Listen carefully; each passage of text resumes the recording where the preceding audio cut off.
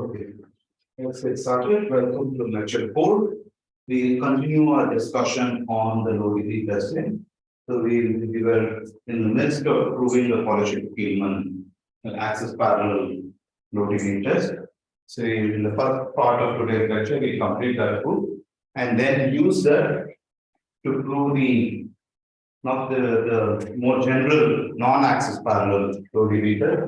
This was what was one of the main ingredients that went into the proof of the PCP theorem. It was first proved by Aurora, Motwani, Reed-Muller and Lifted-Reed in the original in the paper that proved the PCP theorem. What we will see today is the proof due to Friedl-Sudan. Okay, so let's recall the setup from last time.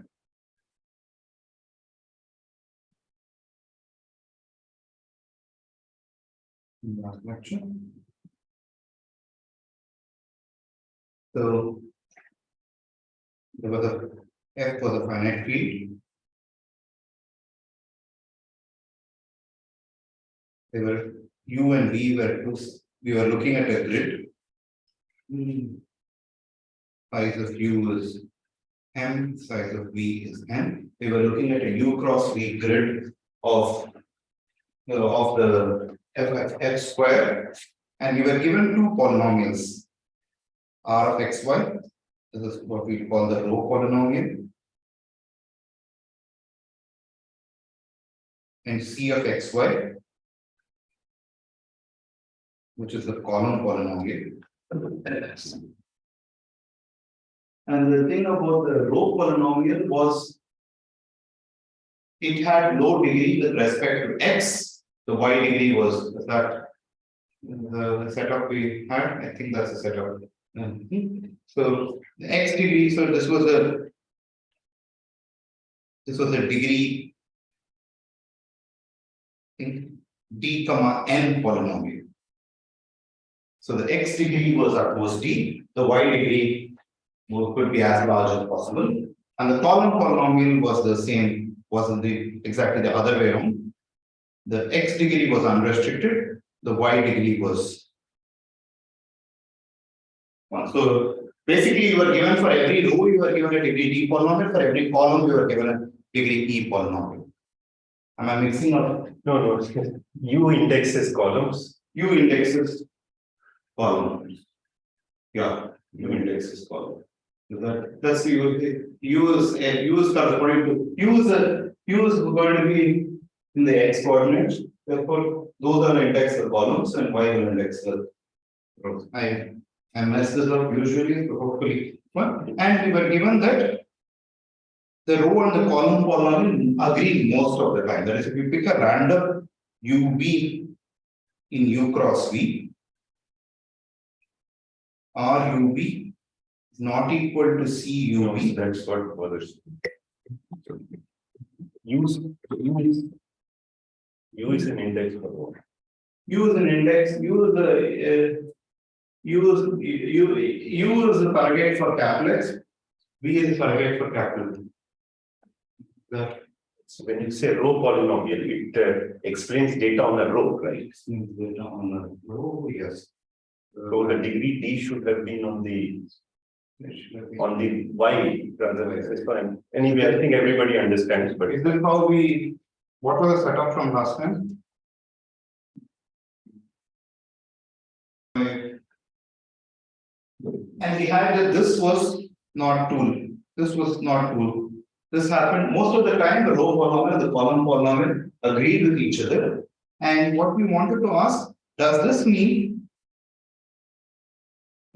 there exists a degree DE polynomial Q? So we wanted a polynomial which has low degree in both the variables, such that when you pick a random UV or UV, it explains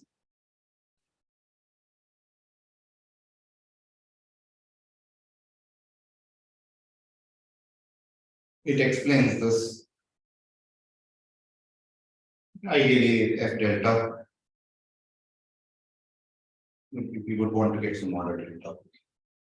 We wanted such a, so this was we wanted to ask this was a question that we were asked. And Polishchuk-Spielman basically said prove such a statement of this form that provided some conditions are known on the fractional degree d by m, e by m, and delta. So if you know if these satisfy some constraints, you can prove this. And how did we go about doing this proof? The first step one was, I'm just recalling what we did last time. We came up with the error locator polynomial.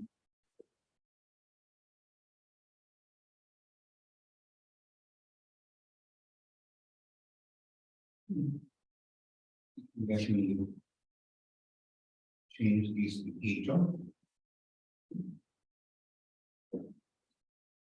Error locator polynomial, where we're going to think of eta as something like mu square, and we said that there exists a polynomial e, which is mu m comma mu n degree. Basically, whenever r is not equal to c, you set e to be 0. E is a polynomial such that for all uv, we had that r What uv. does mu? What does mu? What was mu? Mu is just an eta square. Mu square is eta. Eta is a fraction of points where r is not equal to c. R is not equal to c. It will be convenient for me to think of eta as a square of some number. So I'm going to call mu square is eta. And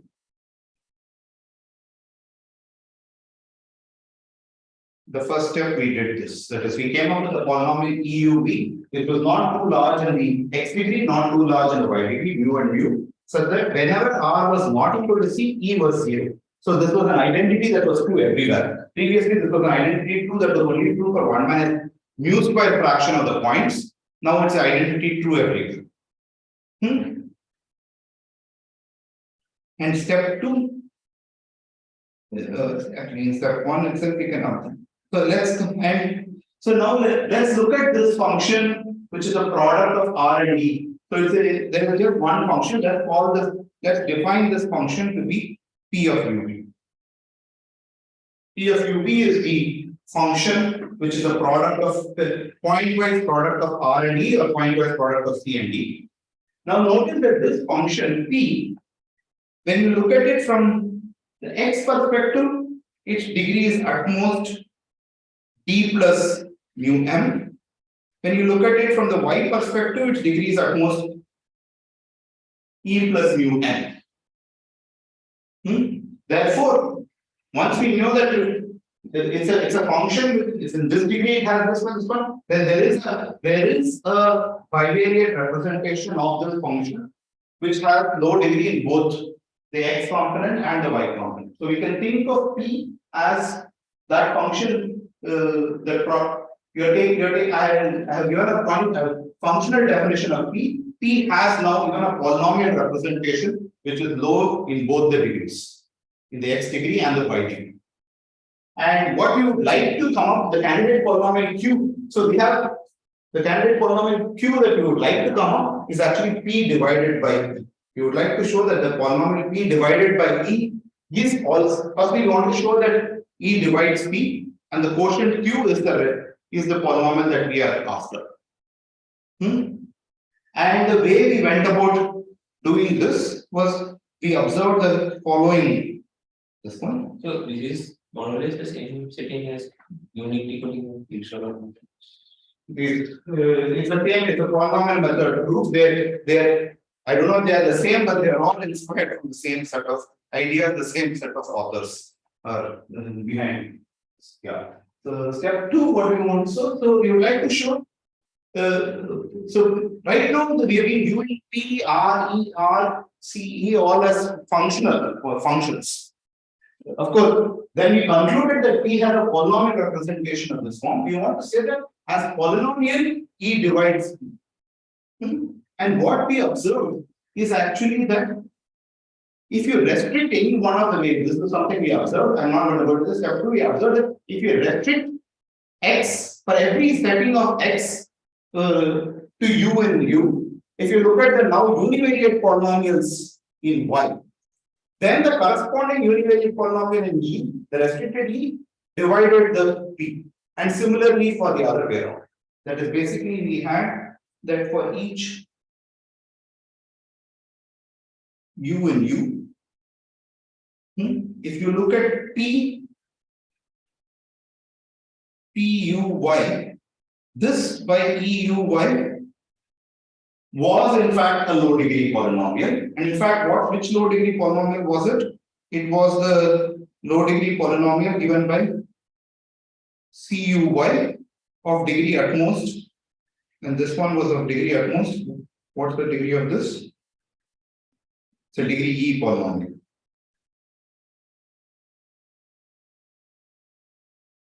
For every setting of U, we had that this as this univariate polynomial divided the other one.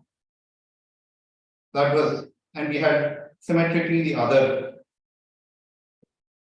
So for the previous statement about P, needed something with the field size being bigger than something with the other, or it doesn't matter. Yeah, these things needed the field size. At this point, I think you needed for out here itself, you needed, I think you need m to be larger than d plus mu m, and you needed n to be larger than e plus mu n. You need these conditions because only then can you, you want to talk of this as a degree u plus m, there must be more points in your space than you can do this. But I think this also needed the same. Okay. For each p and b, we have a similar statement p x v by e x v was the polynomial r x v, which was at most a degree d polynomial. Now, based on these two, we wanted to conclude that p by e is actually, even as bivariate polynomials, p divides e. And this was the Polishchuk-Spielman lemma, which we were in the midst of proving last time.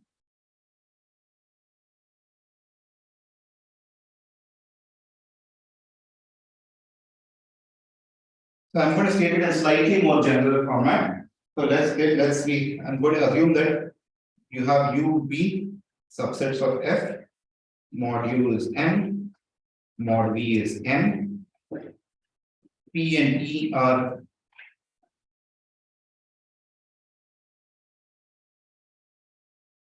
two bivariate polynomials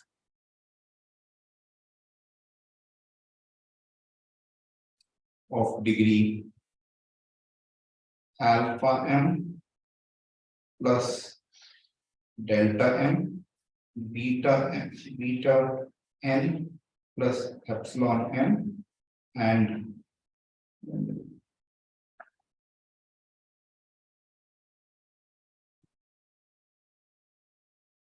alpha m and beta n respectively.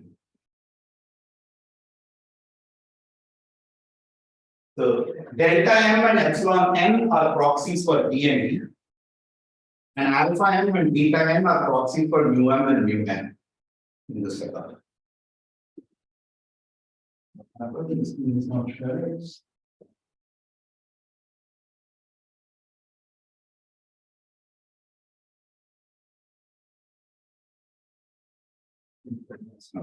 Give me a second.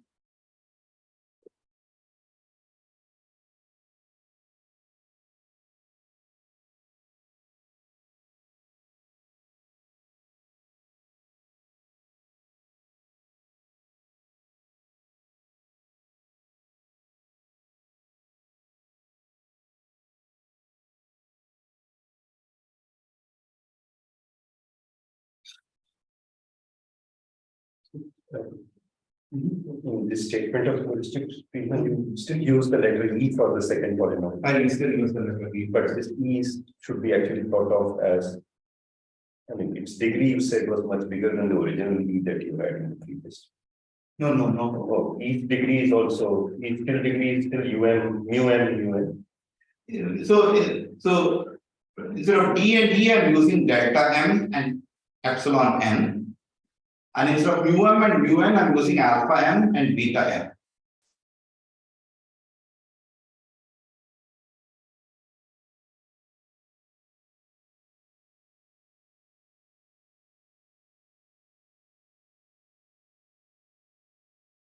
So it's the same setup as before, delta M and epsilon N are D and D, alpha and beta. So this is the degree of T, that's the degree of T, yeah, respectively. And we have the hypothesis, this one, what we had that basically we have these conditions, that is for all U belongs to U, P of U comma Y by E of U comma Y is a degree E is at most a degree E polynomial for all V in V, P of X comma V, E of X comma V is at most a degree D polynomial. Sorry, this is not D, this is epsilon M and delta M polynomials. And alpha plus beta plus delta plus epsilon is less than 1. denominator in the first one is a y. Yeah. Then Polishchuk-Spielman says there exists a Q of degree delta M comma epsilon M such that P of xy formally is Q of xy times P of x. This was the statement we were in the midst of proving last time.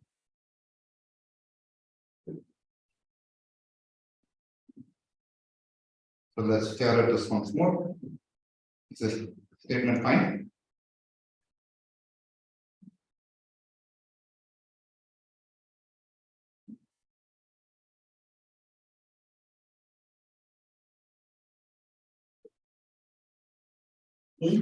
And we had started off this proof, we made some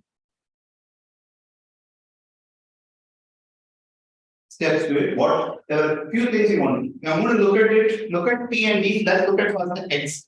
We made a few of this one. Look at the X degree of. So we made the following without loss of generality assumptions last time.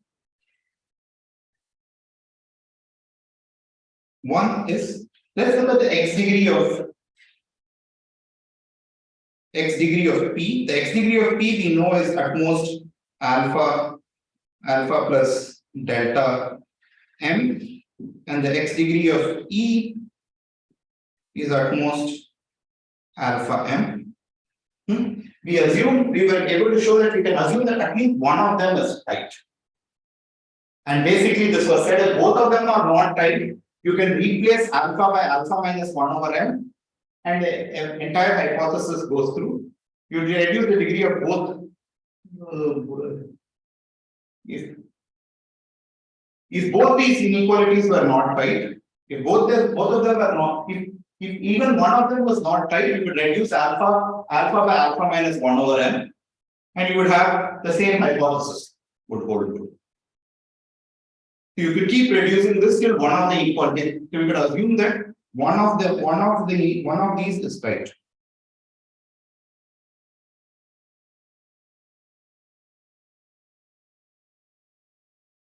And the same thing is true for, and in fact, if you stare at it further, the one that is tight, you can without loss of generality agree with the one on E. The E, if one of them has to be tight, then the one that has to be tight has to be at least E. Because you know that T, when you look at it from X degree, P has been got from E by adding at most the delta in this one. So if E were not tight, P can also not be tight. So in fact, you know that if one of them is right, so you in fact know that the degree in E is the one that is right. We can assume the same thing is true. We won't need this, we just need one of them is right. Same thing is true the other direction, degree YP is equal to, so we know that either this should happen or degree YE is equal to beta n. So are we saying that we set alpha to be the degree of alpha m to be the degree of? We'll choose alpha so that alpha m is the degree of. Yeah, it will choose that. There. Yeah, so choose alpha to be such that, but the point is you have to be careful about that because that you choose alpha to be the degree of E, but I still believe that the ratio has degree at most epsilon n. So if you have chosen that, sometimes the ratio might not be. I want the ratio to have this difference epsilon n polynomial. If this had gone on, it might be that the ratio would have become a higher or larger degree. I'm not allowing that. The ratio still has to have only a delta n degree.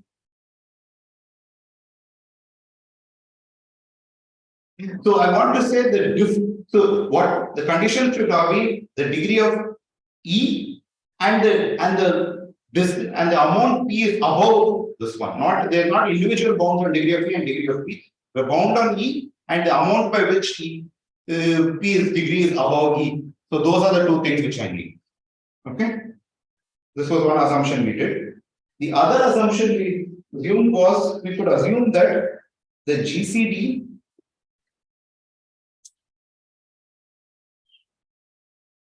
that is P and E, the GCD of P and E was they were co-prime.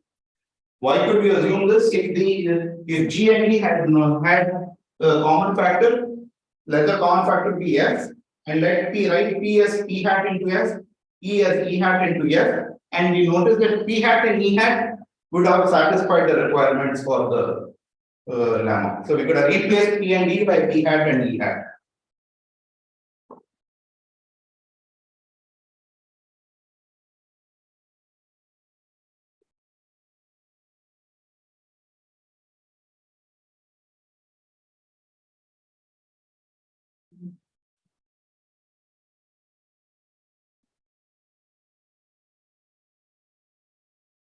So these are assumptions which we made.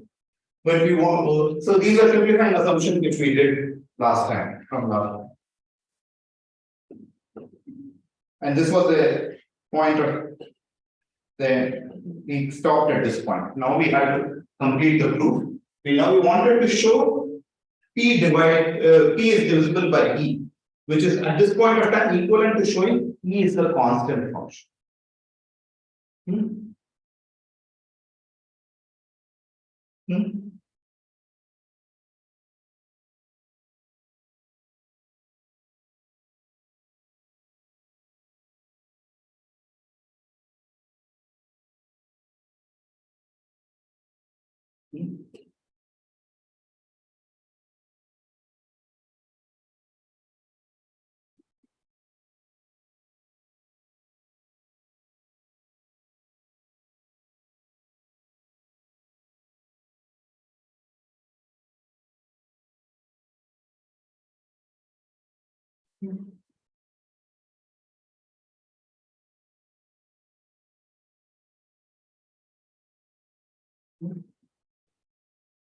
Let beta be larger than or equal to alpha.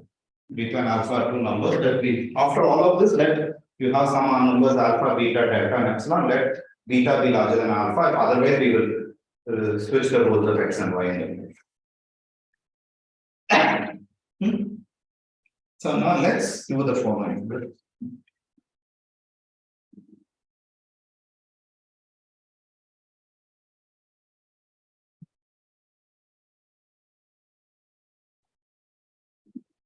So let's at this point, I'm going to write P of xy as a polynomial in y with coefficients being polynomials in x themselves. So let's write this as P naught x plus P1x times y and so on. It will go on up to how much? the final y degree is going to be beta plus epsilon n. Therefore, this is beta plus epsilon n. That's how it is, right? Similarly, E of xy is, let's write it as this.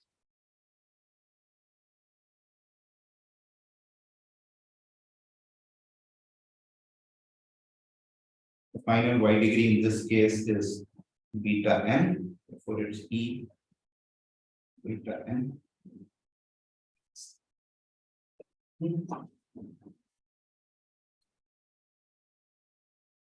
Now, what do we know? Because of the tightness, we know E beta and x is non-zero. Actually, we know one of the two. We know E beta and x is a non-zero polynomial. Otherwise, the degree in y in E would have been lower than this.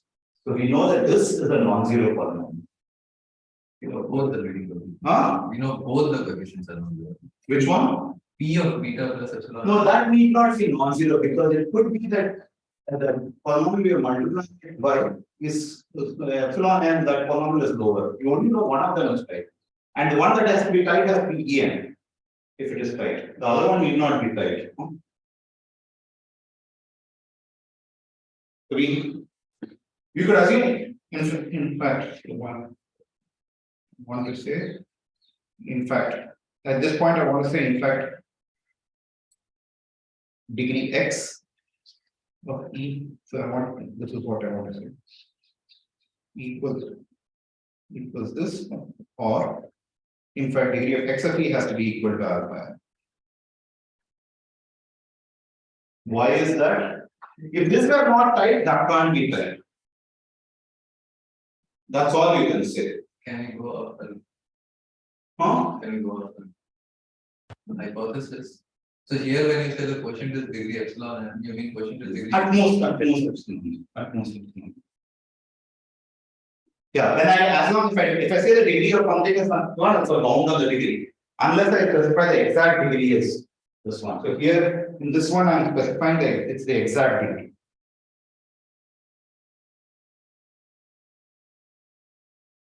So that will be like one if degree is less than or equal to, degree is less than or equal to.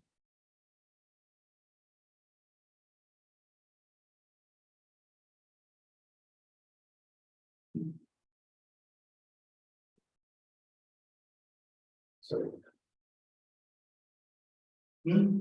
Just What is still. So one, you know, one of them has to be tight, and if one of them has to be tight, the lower one has to be the one that's tight. The upper one need not be tight. So out here we know that E beta and x. So and E beta n of x is a non-zero polynomial. Okay. So now, Sorry, so if we know E is tight, if we know E is the degree bound of E is tight, yeah, what stops us from also making sure that the bound you'll have to change delta. so we change delta. You change delta, you could do that. You could change delta, do that. Yeah. So you change delta, you can get both that also be right. Yeah. That's right. That's right. No, that's right. Yeah, because you're right. In your hypothesis, the inequalities will go the right. Will go the right way. So yeah. So okay. So actually, so let's. Shall we do that? Shall we just make the simplifying assumptions to be that I'm going to say that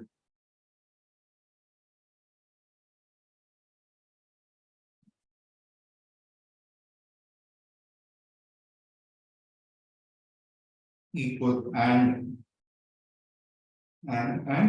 this you get one of the you get these conditions by lowering alpha beta delta epsilon. If you lower delta, then this condition might not be satisfied that each univariate restriction goes like is equal to delta and polynomial. If you lower delta, Yeah, no, but so firstly, you agree I can get E is to be tight. Yeah. Now, why is I want to claim if P was not tight, but is that clear? no, the second condition is not clear. Why is its univariate restriction from degree administrator? If you depreciate the discondition might get violated. Yeah, so this one is not true, no, because this one you can, the degree in the other one can come from another variable somewhere out there, no? And also if you depreciate the univariate restriction condition might get violated.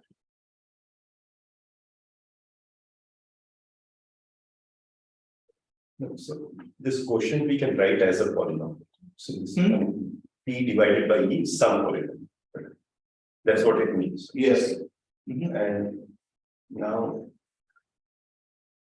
if at any point of time that polynomial is epsilon n, if it is rather we are looking at the beta plus delta, we are looking at this vector being there. So if this polynomial is at any point of time delta, you want to claim that even P will have to hit the full degree. Is that clear? because Yeah, pick the largest. they are just they are not going to. Yeah, so I think I think we are fine with this.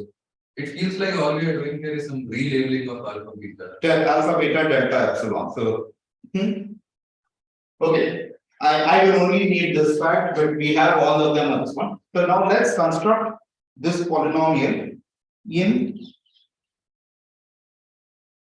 It's going to be a polynomial in it's M P of E. It's going to be a polynomial in the X variable. This will be inspired by the notion of resultant that we had defined last time. So basically what I'm going to do is write down the coefficients of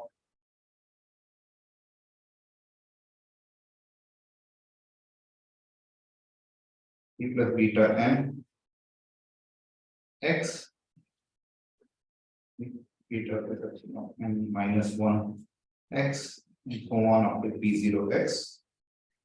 Translate these beta n times. Similarly, E of beta n of X, E beta n minus 1 of X, all the way up to P0 X. And the same copies of this. And this is beta plus epsilon n. Write this one.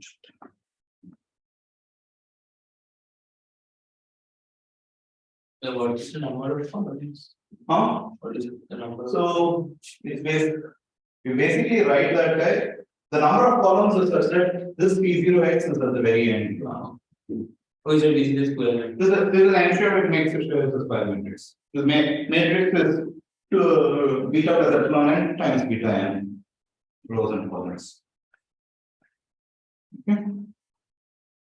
And define Ry of x to be the determinant of MP. So it's a polynomial in the x variable.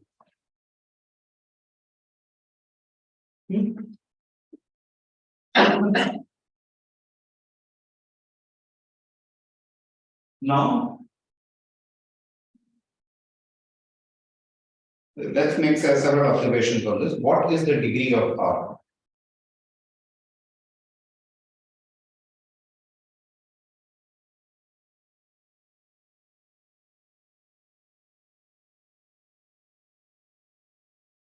Beta into Just to understand, I mean, this is being set up so that you can say that there is a common polynomial which can multiply by E. No, so once you can stare at this, if now for various settings, for let us take an x for which a univariate x for which you have this condition that a setting for x for which P divides E. Now notice that setting up, that means that there's a linear combination of the bottom rows, which will every top row will be a linear combination of the bottom rows. So, You write multiplying by a row vector, this matrix will get 0 or something. yes. So basically all I want to say is for every when X is set to use in capital U, for every setting, if you look at that, this matrix is in the row span of the bottom beta plus epsilon n rows. So let's actually do that first. So let's, given that we started this. But I want to say that one observation is that the extreme right left column is a non-zero column. This is if both of them. So what I want to say in general, this guy Ry(x) is exactly what we would have called the resultant of P and D.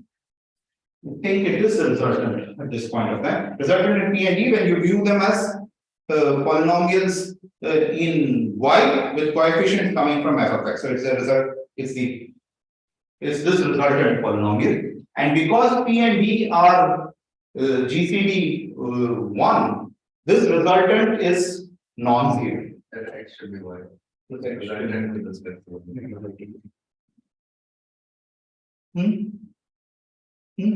Since all of this we did last time, just GCD P of E is equal to 1, Ry of x is a non-zero polynomial. Otherwise, it would have been the zero polynomial. So we have this object. Now, for each U in U, if we set x equals U, what did we know? We know that P of U comma Y, It is a zero for those values. it's more than a zero polynomial. I want to say it's more than a zero polynomial. This is a degree. What do we get? It's a degree E polynomial. So in particular, for all of those, when we set x to be those values, what we get is the top, because then there's a particular, when you multiply this by the, when you use the polynomial y, multiply it by the corresponding polynomial, that polynomial variation, what I want to say, each row in the top is got by a linear combination of the rows in the bottom. Therefore, in particular, for each of these guys, for each U, I want to claim the row rank of M of U is at most, how much was it? Beta plus epsilon n. Because it lies in the span of these guys. It's spanned by these guys. These guys, linear combination of these guys will give you the ones above. So here why couldn't we simply take the first row of the P polynomial and ignore the third row? So it doesn't. What? Instead of having beta n rows for P, why couldn't we have just one row for P? Why did I have only? You have to argue that it's a non-zero. So no. The only this that we needed it from the resultant. For the second part, whichever I said, I could have even any row of the obviously I know that this one is this one, but for this condition, this came from last time of the resultant, we needed this form of the. This is from the last time.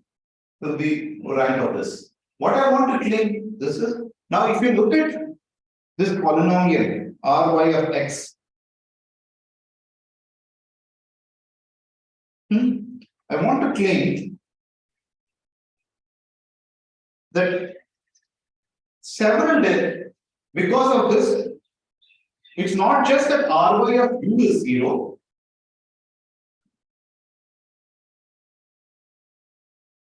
This is a polynomial in x. So firstly, because of this, certainly Ry of U is 0.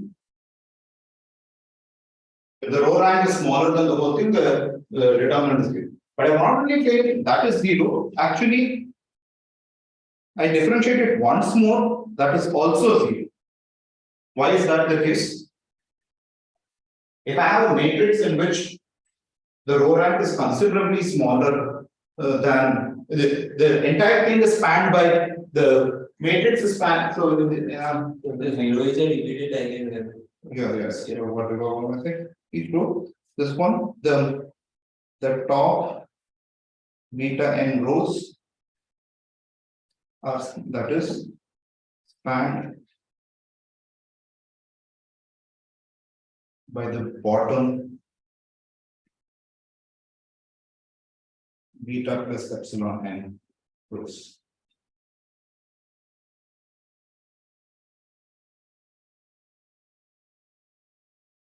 I want to claim actually all the way up to beta n minus 1 of u, that derivative is 0. All of these derivatives are 0.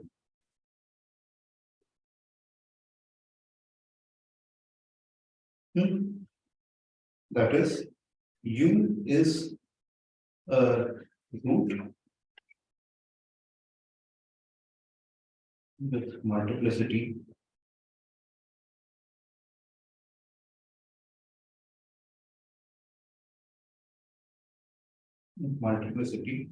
beta n.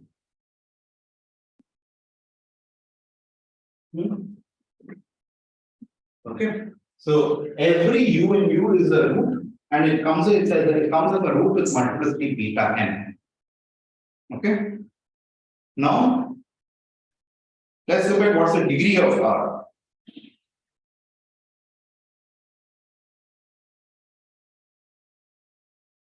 What can we say as an upper bound on the degree of R? Here. Let's see x degree.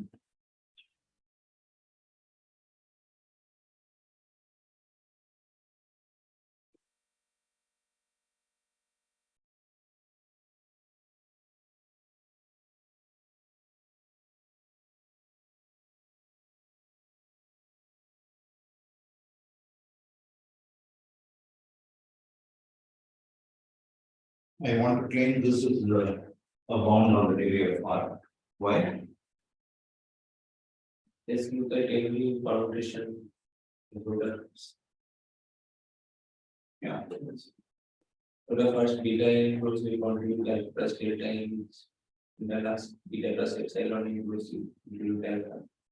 It will be written the other way around. The bottom rows, each one of them is a degree at most alpha n, and they beta plus epsilon n of them. Therefore, the bottom rows, any term you apply, it will be that is the degree. The top ones, there are beta n rows, and every one of them is a degree at most alpha plus delta. Therefore, this is a number less than mn times alpha beta plus alpha epsilon.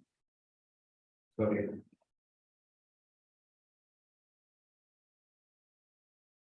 It was this was beta plus epsilon. So we had alpha beta plus alpha epsilon, that was right, plus beta alpha beta again plus beta delta. That was an upper bound on the degree of the polynomial. So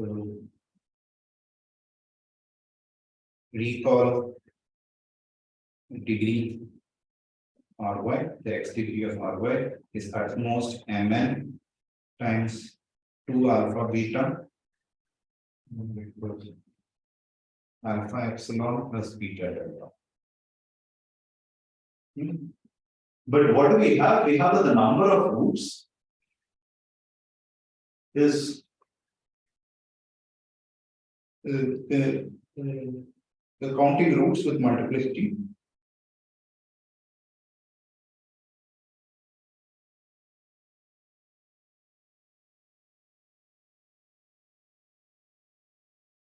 We have m times beta n roots. For every human u, there is a beta n. But this is strictly larger than mn times beta into alpha plus beta plus delta plus epsilon. This was the condition. We have assumed that alpha plus beta plus delta plus epsilon is less than 1. Therefore, I can write this. This is equal to mn alpha beta plus beta square plus beta delta plus beta epsilon this is greater than or equal to mm. Why did this fall? Huh? How did this fall? This is an assumption of the Polishchuk-Spielman lemma that alpha plus beta plus delta plus No, epsilon. after that. Just distributed it. He meant to just distribute. I just multiplied it, no? Move the beta Oh, inside. I just moved the beta inside. Huh? This is by hypothesis. And this is this beta square I can replace by alpha beta and then beta delta plus alpha epsilon, since I assumed beta is greater than or equal to alpha. So that's equal to the degree of R1. Yeah, so this isn't. What does this tell you? That tells you that R has to be the identically zero polynomial. That's the only way this can happen. But we know R is not the identically. So where is the contradiction coming from? Contradiction should come from this fact that this will tell you that, by the way, to do this inequality, I needed one. To do this inequality over here, I assume beta is non-zero. If beta.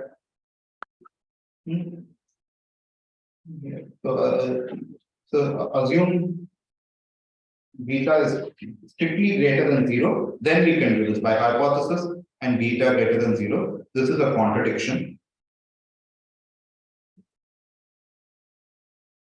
Hence beta equals alpha equals zero. And that tells you that's the degree of E. E is a alpha beta degree polynomial, so if degree in both x and y is zero. Hence E, which is a degree alpha beta polynomial, is a constant.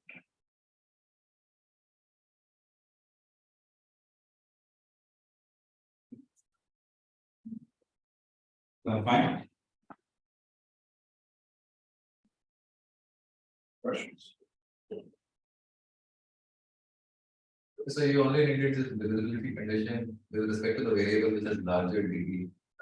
After all of these things are tried, after you tighten alpha, beta, delta, epsilon, then I needed the divisibility condition only for the larger bit. I didn't need it for the. And this implies that you'd also get it for free for the other variable. Yeah, you get it for free for the other. So one, this division is, you have so much more over here that already implies, yeah.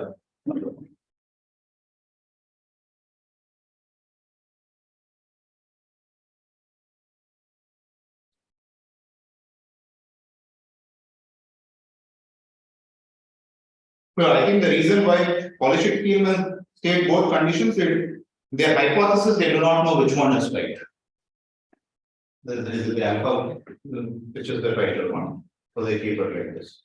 And in general, you will not know which is right when you are doing the.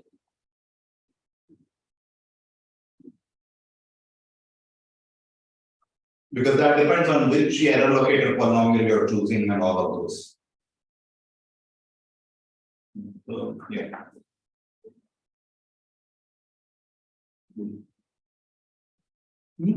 Okay. Yeah. This point well and good. We want to. So let's say this way. Where in the setup query, we had a row polynomial and a column polynomial which should be with each other 1 minus eta fraction of the time. And so we wanted to say that means there exists a combined Q polynomial. So we had created this error locator polynomial, then had this polynomial P, which was the pointwise product of R and D or C and D, and showed that this error locator polynomial divides this the pointwise product polynomial. And that ratio, that quotient is what we are going to call Q. Now I need to now further conclude that this Q satisfies this requirement, that this Q most of the time it either agrees with R as well as it is. It's very rare that the disagreements happen. So we need to finish up the proof. That is wherever E is non-zero. So we already get that for the fact that whenever E is non-zero, you've already gotten this. Because R times E is E. And E is P. Yeah, Q equals Q R. But E could be zero in much more locations, no? We don't know the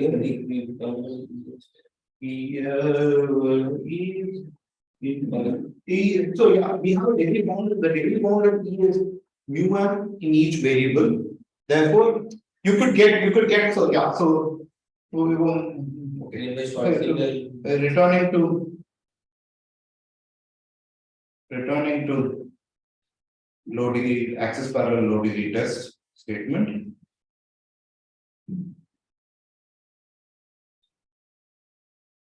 Test.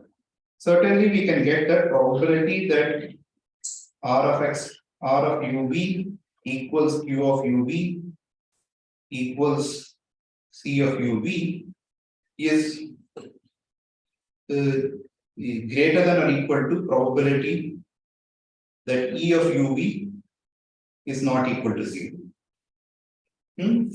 But this you can bound it only, this is at most mu, which is square root eta. What we would want is actually eta. We will show that actually it's even smaller than this number. Isn't square root determined in terms of Sorry. This is 1. So what we get, this is 1 minus mu. That's the.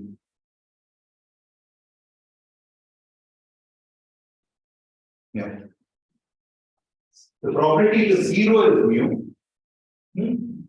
Whereas what I would want the probability of this happening is well. So we'll actually show we can show this certainly this is good enough for some application. We'll actually show something stronger. We will show something stronger.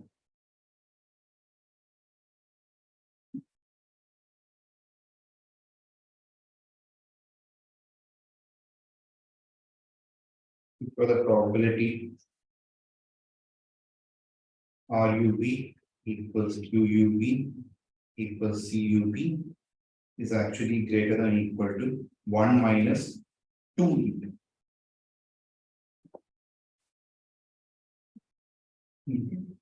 We could have stopped with this. I think for applications it's good enough, but we'll try to extract as much out of this as we can. Okay.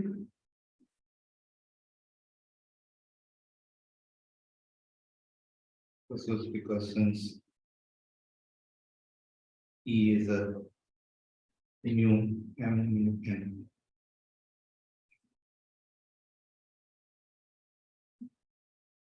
What did we establish was a constant degree polynomial? A constant polynomial. E. So assuming P as well. So we had in the proof, we assume we want to show that E divides P completely. So, but then we made the assumption that the GCD of P and D is 1. We shaved off the after this, we showed that E is the constant, which means that before you shaved it off, E would have completely divided it. Okay. Yeah.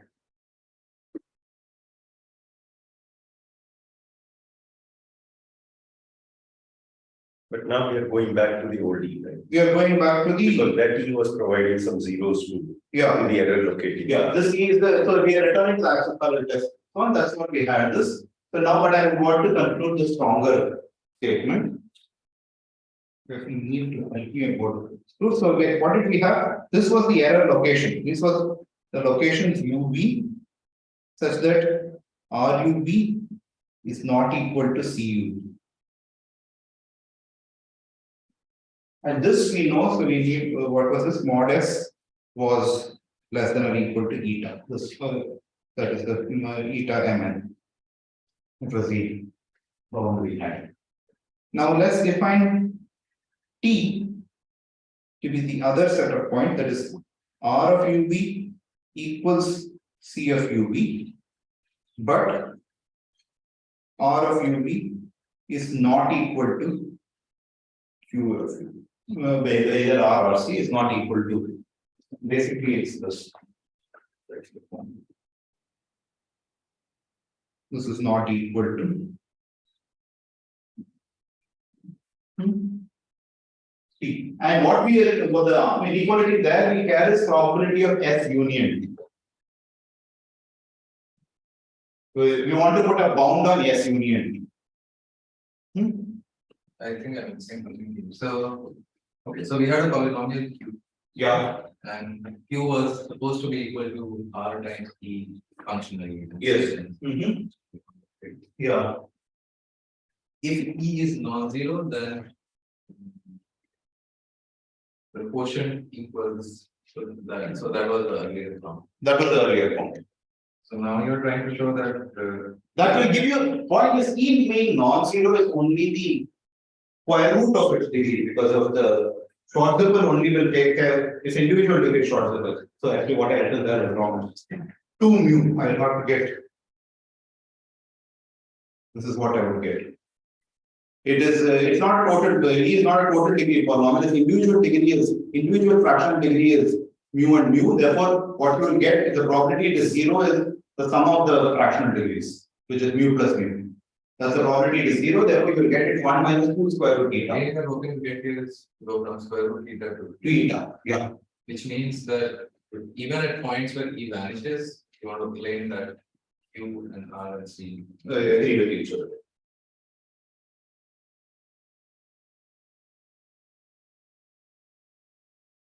Okay.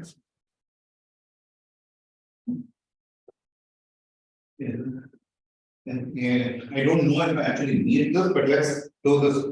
I always get so what it will suffice for us to show.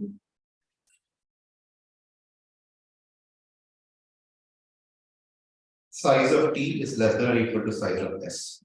If I show this, I would have gotten the.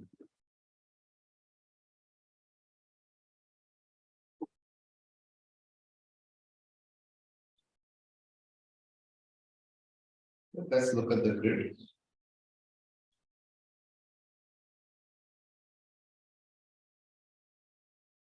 No, I need to.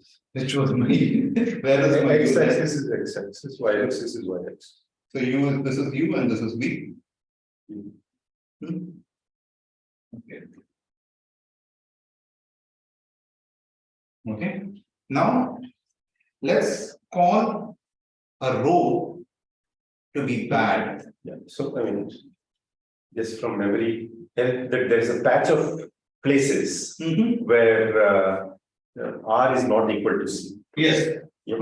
Yeah, but I want to before we write, I want to make some more lines to this and then the row where that patch is going to be there. So let's call a row to be bad. If a row is bad, if you look at the row polynomial over here, it does not agree with the corresponding what Q dictates at that polynomial. So row, the row is a V row is bad if Q of X comma V is not equal to as a polynomial is not equal to R of X comma V. Correct. That's when I call a particular row to be bad. And B, so these are the bad, it's a bad row. And let BR be the fraction of bad rows.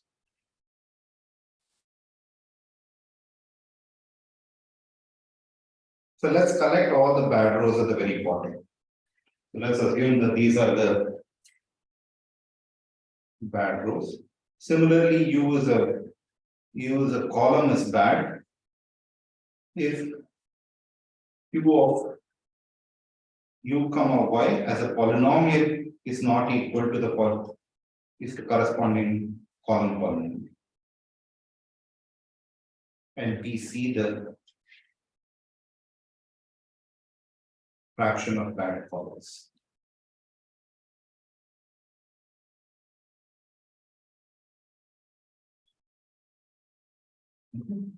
Now, where does S go in line? Now, given this picture, where will S lie?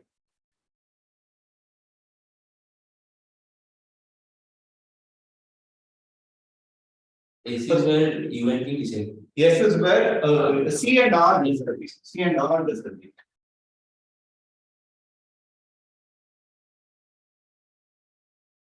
But certainly S can't be in the top square. That's both a good row and a good column. It's either in bottom left or top. S is S all of this or S is only fraction of this? S. So recall. So let's put here. S is the number of places that R is not equal to C. T is number of the places that R equals C, but this will equal in top right, R and C both agree with Q. agree with Q. Yes. So there is no question of R and C disagreeing with each other. Yes. So now we are looking at where R and C could disagree with. That is rectangles. The L-shaped place. In the L-shaped place, this is where they will happen. But I want to say that let's take any bad. I want to take any bad row. Let's take a particular bad row. I want to ask how many elements from the good columns can be in this bad row. I want to say that it cannot have more than D plus 1 element. So let's take any bad row.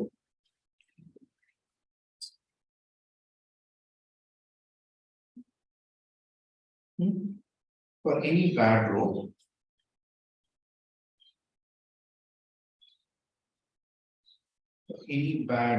V, there are at most E plus BR. What is BR times N? BR times N points from T in that.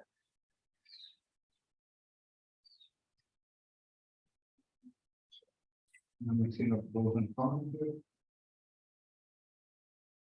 No, I want to say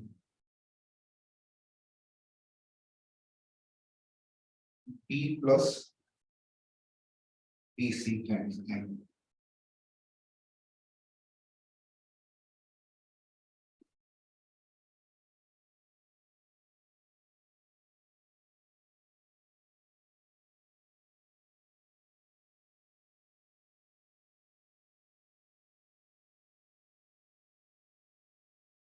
That's right, this is from good columns. Points from good column.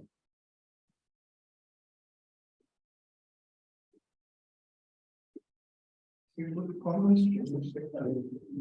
Good columns is the bottom right part of the bottom L, right? Yeah. So you can only see this one. I want to say there are at most B plus BCM points. So look at there are among points here in of T.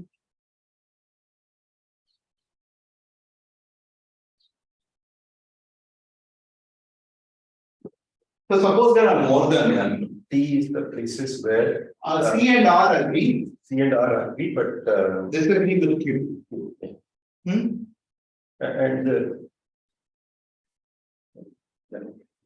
So when you say any bad row, you are looking at the bottom bad. It's the bottom part. So I'm picking up such a guy here. And I want to claim that at most D plus BCM points of E in it. Why? The BCM points just exclude that. So again, I want to say the at most D points from T over here in this stretch. So suppose there are D plus 1 points over there.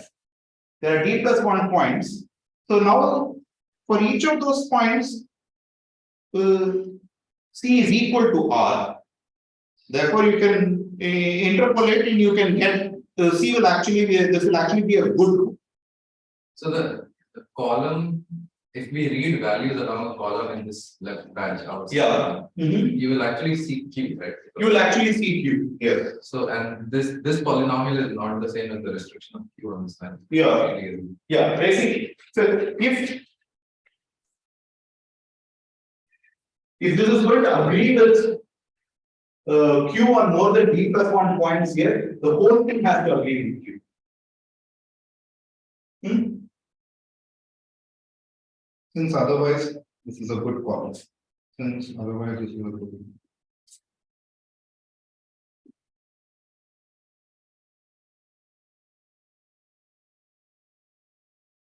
Good. And the same thing happens to it from the point of view of No, just one second. It has at most these many errors, you are saying. at most D plus PCM points from T. Yeah, so T is a place, T is what sort of object where who agrees? R and C agree. R and C agree, but they don't agree with Q. Yes. So let's throw out these points completely. So there are at most P D plus there's a D plus 1 points over here. Where R and C agree but don't agree with Q. But this cannot be the case. Because these are all the points where the columns are C is agreeing with Q. In all of these, C is agreeing with Q.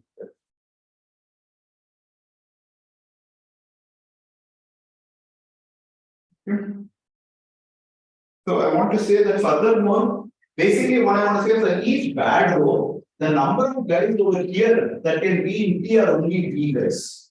So I'm sort of, this is not the right picture. So I want to say there's at most this D rows over here, D columns over here, and similarly there are at most E rows over here. So T is sitting in this. I mean, in each row there is a patch. Each row there is a patch. And you have drawn them like as if it's the same. Yeah, they may not be the same. It's each row there's a set of D guys. Similarly, each column there's a set of E guys. So entire T is going to sit only in this object. All of T has to sit in this side. T cannot be outside. So the bottom was the place where these were the bad rows, right? Bottom was the place of the bad rows. Yeah. Yes, the bottom was the place where bad row. And if you look at the right part of the bottom, there the C was actually agreeing with you. Yes. C was agreeing with you. And now, sorry, I'm just asking you to repeat that. So if there are D points where you So on any bad row on the right hand side, an agreement between R and C is also an agreement between R and Q. Okay. But we know R and Q restricted to this row are different polynomials. Yes. They can't agree very well. Therefore, Yes, No, so R and C cannot agree too many times. right. Yeah. So is that what we are saying? R and C themselves, no, we wanted to say that the error is small, and we're saying that R and C don't agree. so no, I want to say I'm looking at where do the points in T reside. So let's look at where do the points in T reside. I want to T is the points where R and C agree, but they don't agree with Q. I want to say all of T is actually T is not sitting in that entire relationship, it's only sitting in this small object. Where they disagree with Q has been accounted for in S already. Yeah, So now we are focusing on T. On top of T, they disagree from Q, if they disagree with each other, that's already an error location. So it's only when they agree, but they don't have to agree with Q. So I want to say that location is really the tiny piece. Why does from this period they conclude that this case P is less than or equal to S. Do you see this? You know I'm sort of. Sorry. At this point, I think what should come getting confused. So certainly T lies So where is S here? in the shaded region.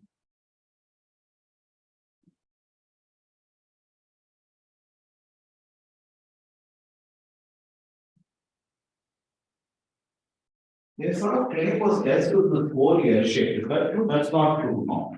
That's actually not. It is the opposite of it, but it's not the whole thing. So S is places, I'm not able to keep the definition. S is places where R and C disagree.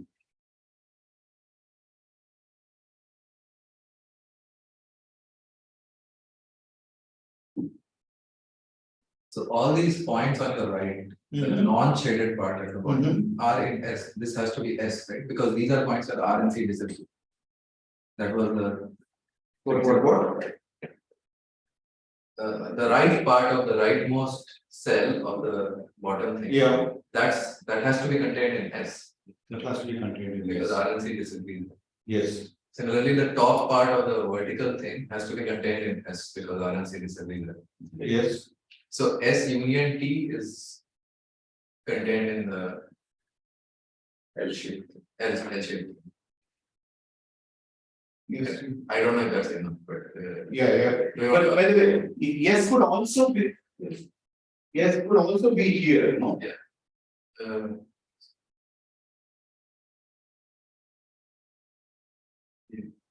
No, so what you said is true. This part is certainly all of this is yes. All of this is contained in yes.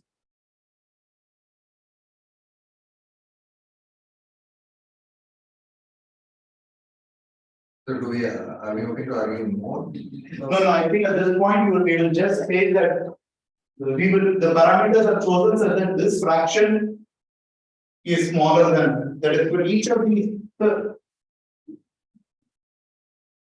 We will just conclude what will we just say that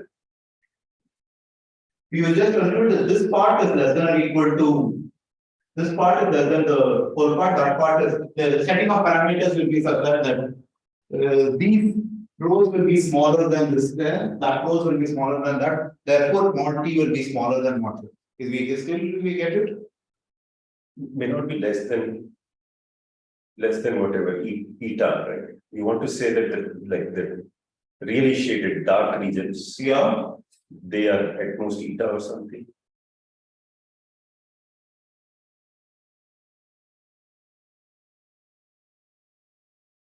Anyway, there are only D columns, right? So what is the relationship between D and So you know I'm going to do this. We're going to assume the actual this one. I'm going to further assume that say 1 is less than 2 eta plus d by n. If I assume this, I want to say if this is true, every bad row. Every bad row has at least n by 2 points. Bad row has at least n by 2 points of S in the intersection with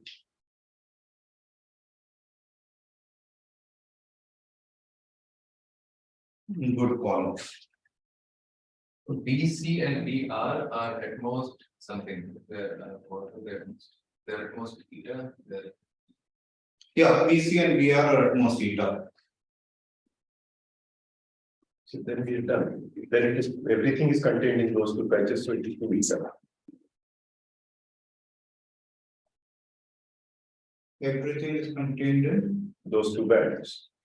And each band is only an eta proportion of the total space. But why is BC and BY and is this? that right? Right? That's no, why is BC and BR?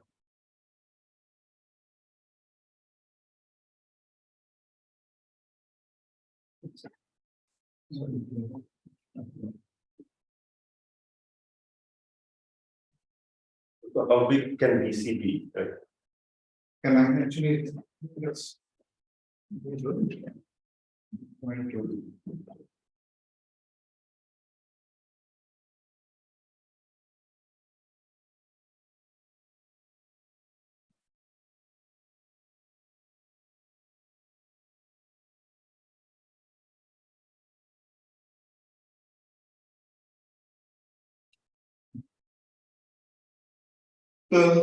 so what we're going to try to do is we're going to talk about this Reed-Muller curve. Reed-Muller curve is an evaluation of low degree polynomial, degree T polynomial.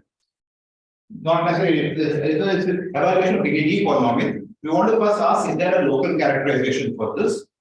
And candidate local characterization is the description for every line is a Reed-Solomon curve. Now this, I want to say this is actually not a true statement. So let's look at the function. Let's look at the formal polynomial q of xy defined to be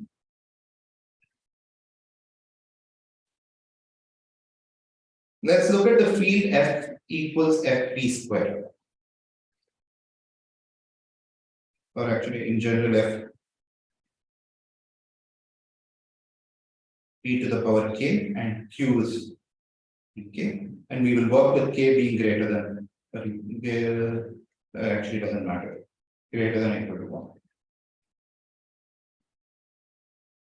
Okay. So let's look at the thing x power p minus 1 y the whole power q by p.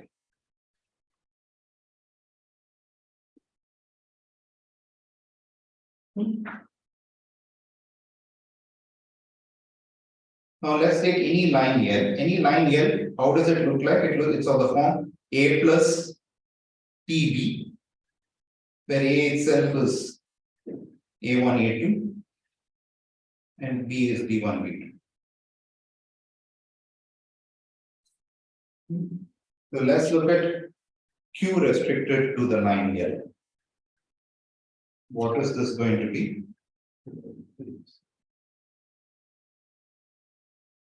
As a function of t. What will this be? This will be a1t plus p1 to the power p minus 1, a2t plus b whole to the power q by b2. By the way, what's the degree of q?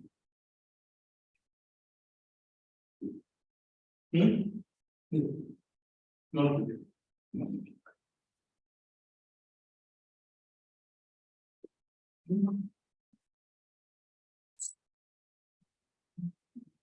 Okay. But what is the degree of q is small q? What's the degree of what happens to this?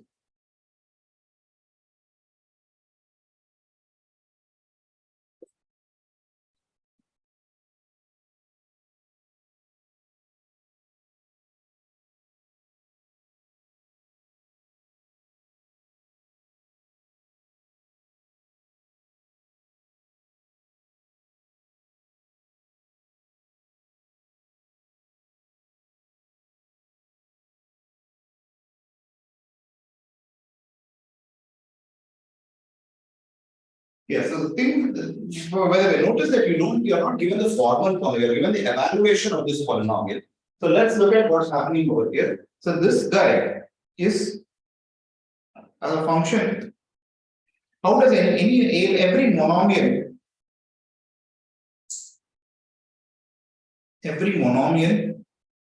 in QLT? Let's look at what's its degree in this one. I want Actually, you can just expand because it's in characteristic p x plus y whole power p minus 1. No. But from q you will get a factor of p. Q by p you will get a factor of p and you can expand that. Yeah, so you mean to say I can just Expand it because it's in characteristic p or the binomial coefficient. but I can't that I can do it for one of them, but how can I do it? No, q by p you can break it. Q by p I can break it, yes. But I will do it for this one. So I want to say every monomial in this is allowing k equals 1, q by p might well be 1. Oh. But yeah, otherwise.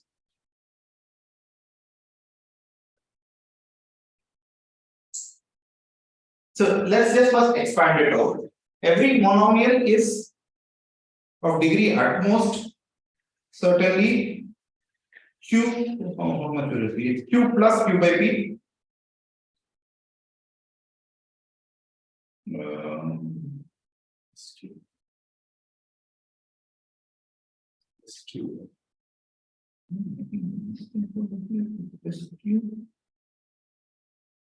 What is inside the square bracket has degree at most p, right? P. Yes, everything is at most.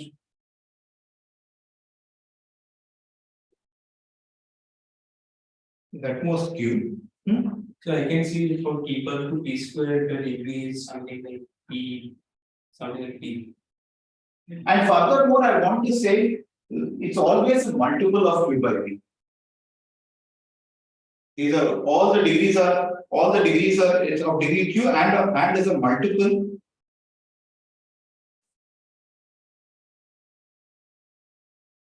of q by p. All the that's how when you expand this monomial, this is how it looks like. But now, notice because of this, when I give you something as a degree t polynomial, you have to go mod t power q minus t. So the actual evaluation will be what you see QL. The evaluation of QL restricted to Q restricted to L is basically going to be the evaluation of QL of t mod t power q minus t. You will have to go mod t power q minus t. Agreed? Sorry, what was the statement? So the degree is q, right, of every monomial? Then every monomial is of degree at most q. Yeah. At most q, and furthermore it has to be a multiple of q by p. Not all monomials appear. They only happen in jumps of q by p because of the power q by p outside.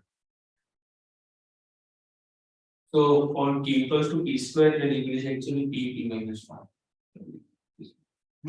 Let's finish this.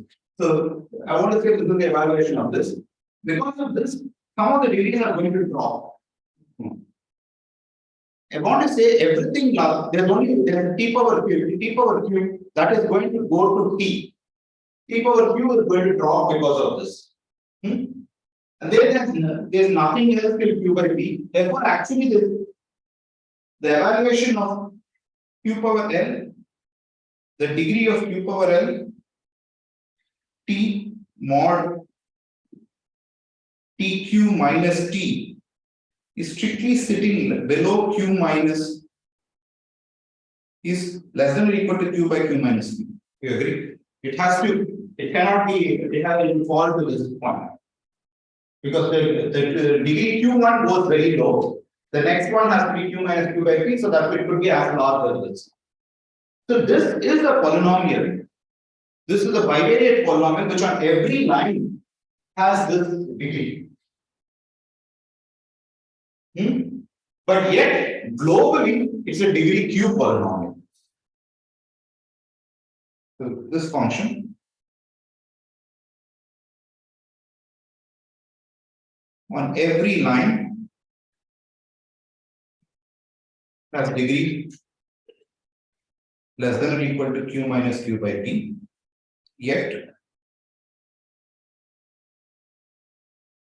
globally it has degree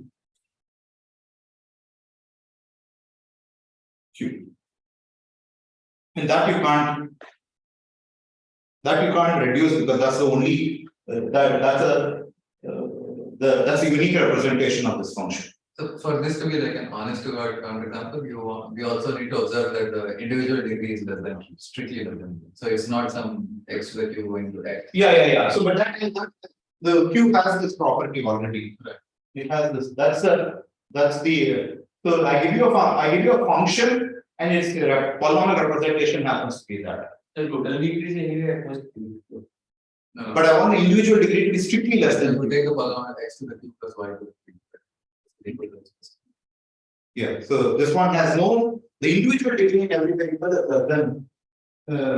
Not the counterexample that total degree is strictly less than q. Examples.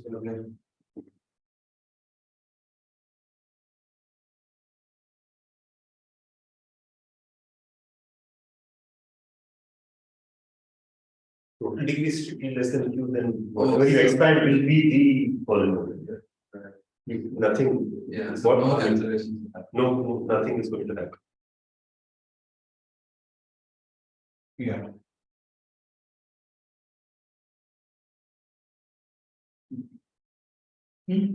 And what is so this is not necessarily local characterization. What will show is actually this bound of q minus q by p is actually at pi. This one we will show the following lemma that q be equal to p per a and D be strictly less than Q minus Q by P.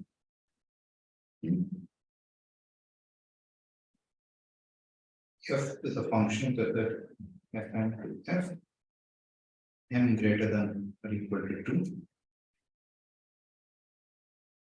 Suppose for all lines L, f restricted to L belongs to Reed-Solomon FD. Then f belongs to Reed-Muller.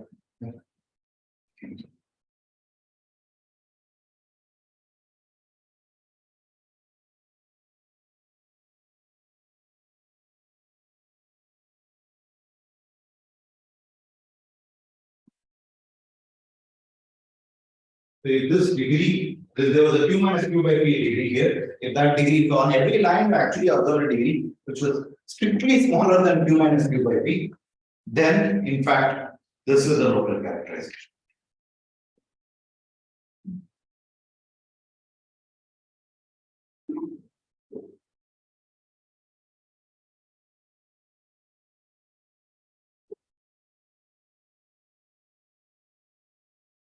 It's really the other direction. Okay.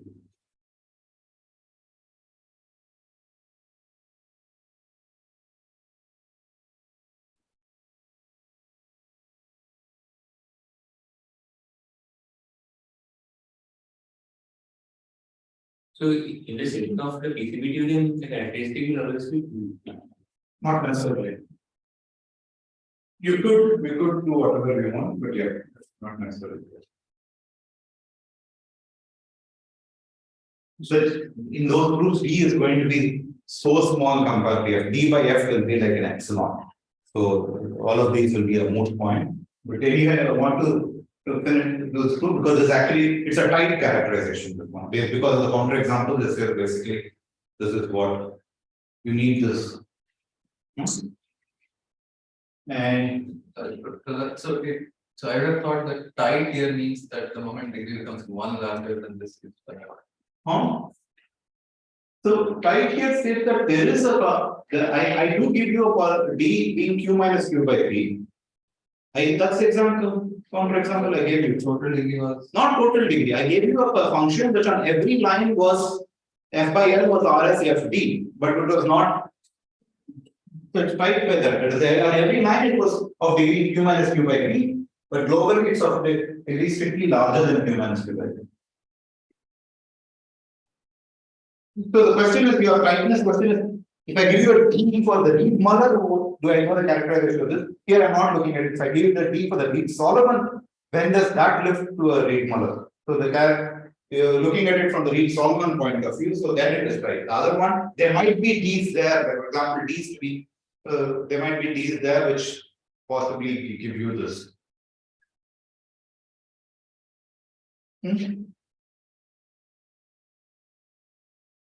Okay. And one way to prove this is so let's take an F which has let's take a Reed-Muller polynomial which has a D which is larger than I'll do the contour. We need to do only this direction. So let us take an F Reed-Muller F and D which has a degree larger than this one. We will show that there is one line on which you will witness a large degree. At least Q minus Q would. Yeah, so suffice us to prove the counter positive. So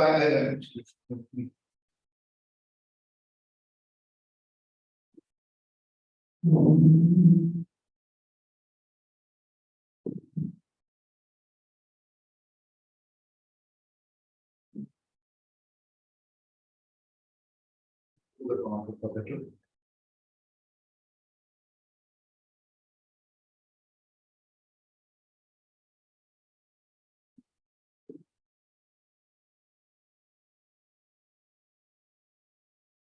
Yes, it is.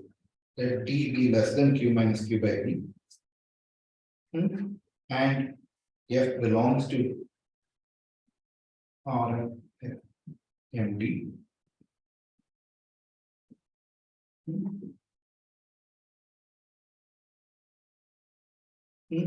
particular, let's write f in the x1, x2, f, xm is equal to summation some alpha e x1 to the power e1 xm to the power e m going over all these. Suppose there exists a e such that alpha e is not equal to 0 and summation ei is d. So there is a, I'm taking a Reed-Muller code word in which there exists, and when you write it down in this evaluation, by the way, so all the EIs are, and all the EIs 0 less than or equal to EI strictly less than Q, you can assume this. One, suffice, will be, it's a, that is, suffices to show.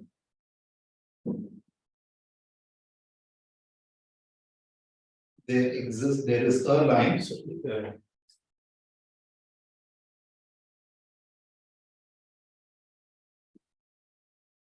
L such that f restricted to L witnesses the writing.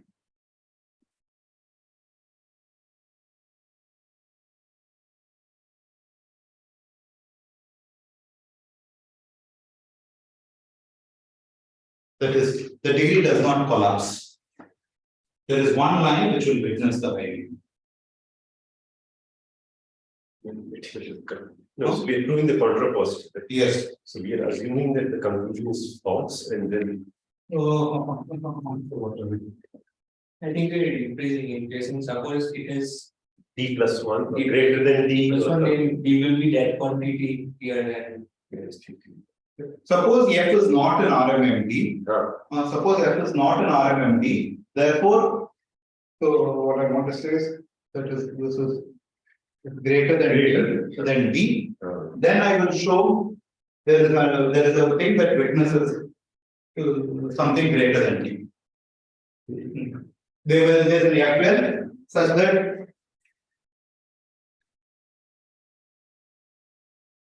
there's an FL belonging to Reed-Solomon RSF D prime for some D prime larger than D. Okay.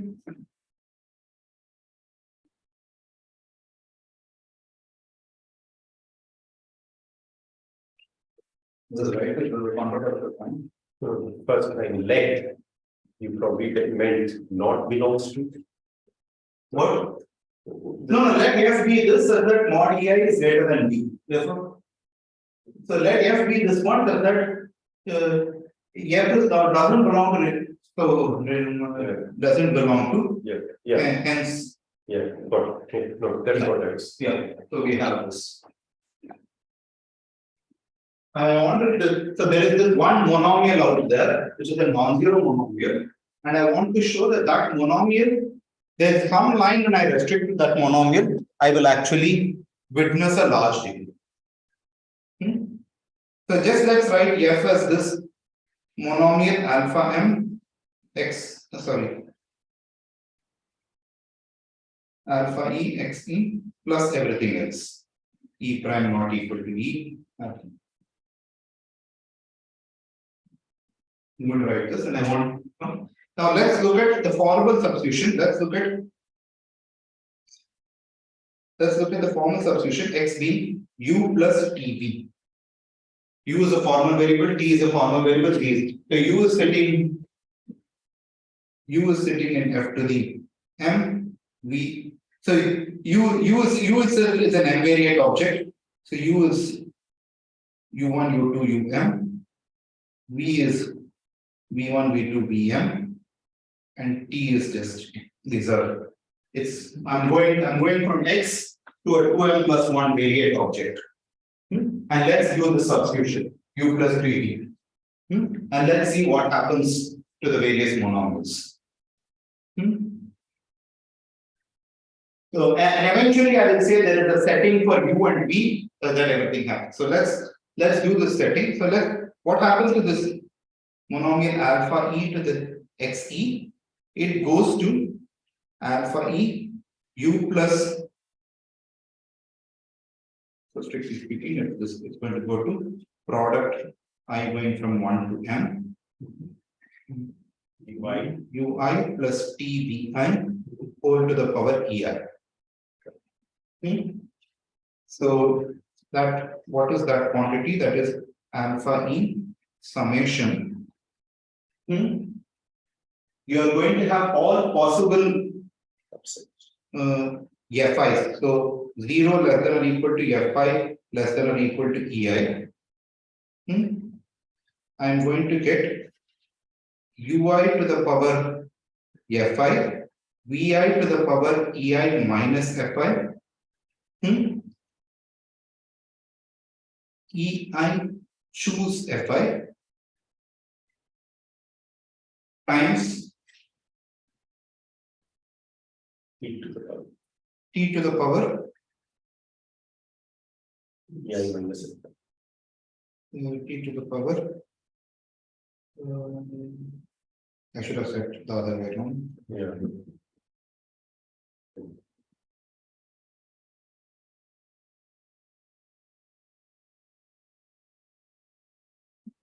Okay. That's what happens.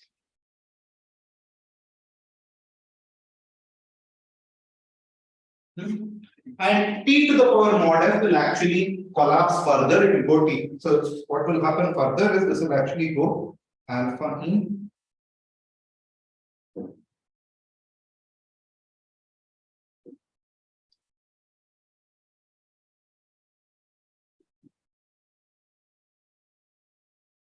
There's a product here, no? Yeah, just after the sum. Huh? Even before the UI is There's a product, sorry, there's a product right in front.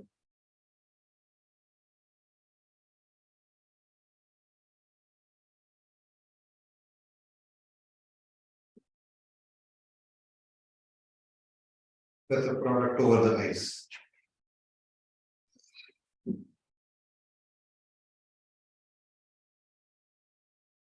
Write this down correctly.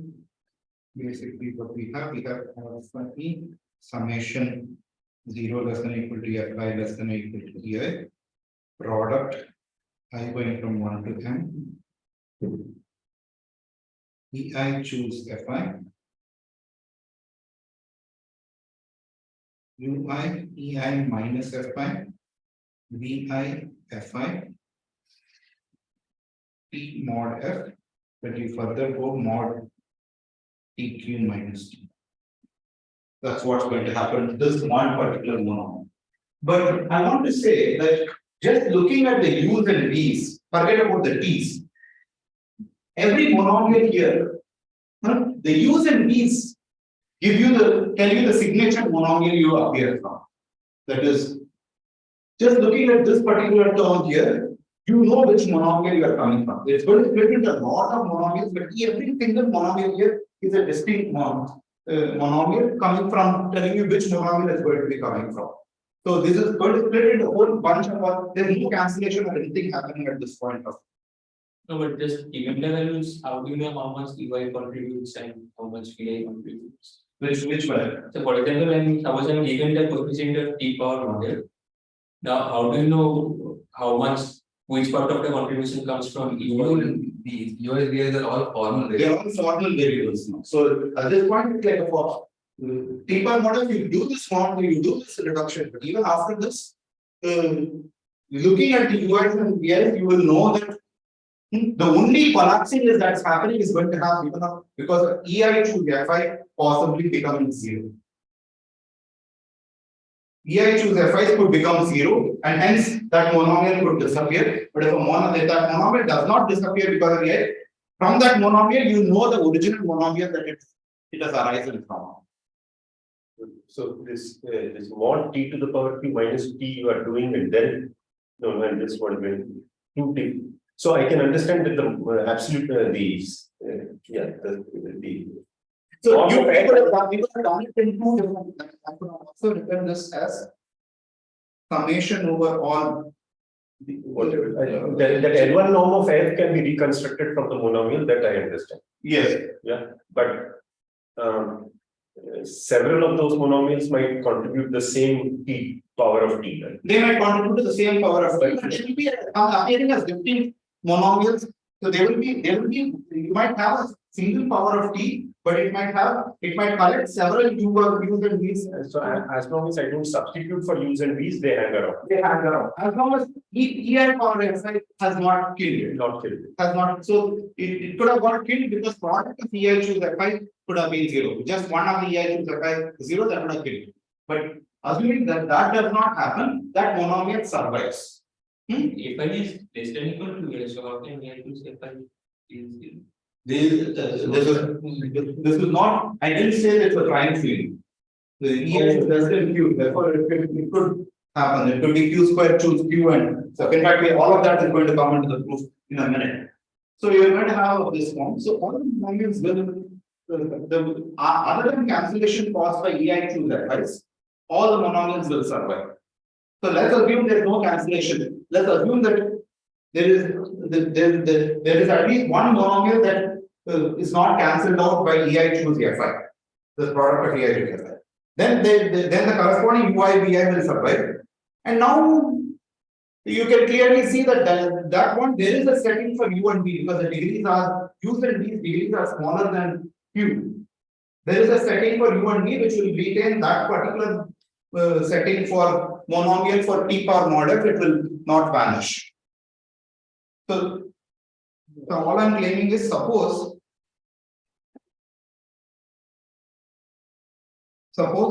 there exists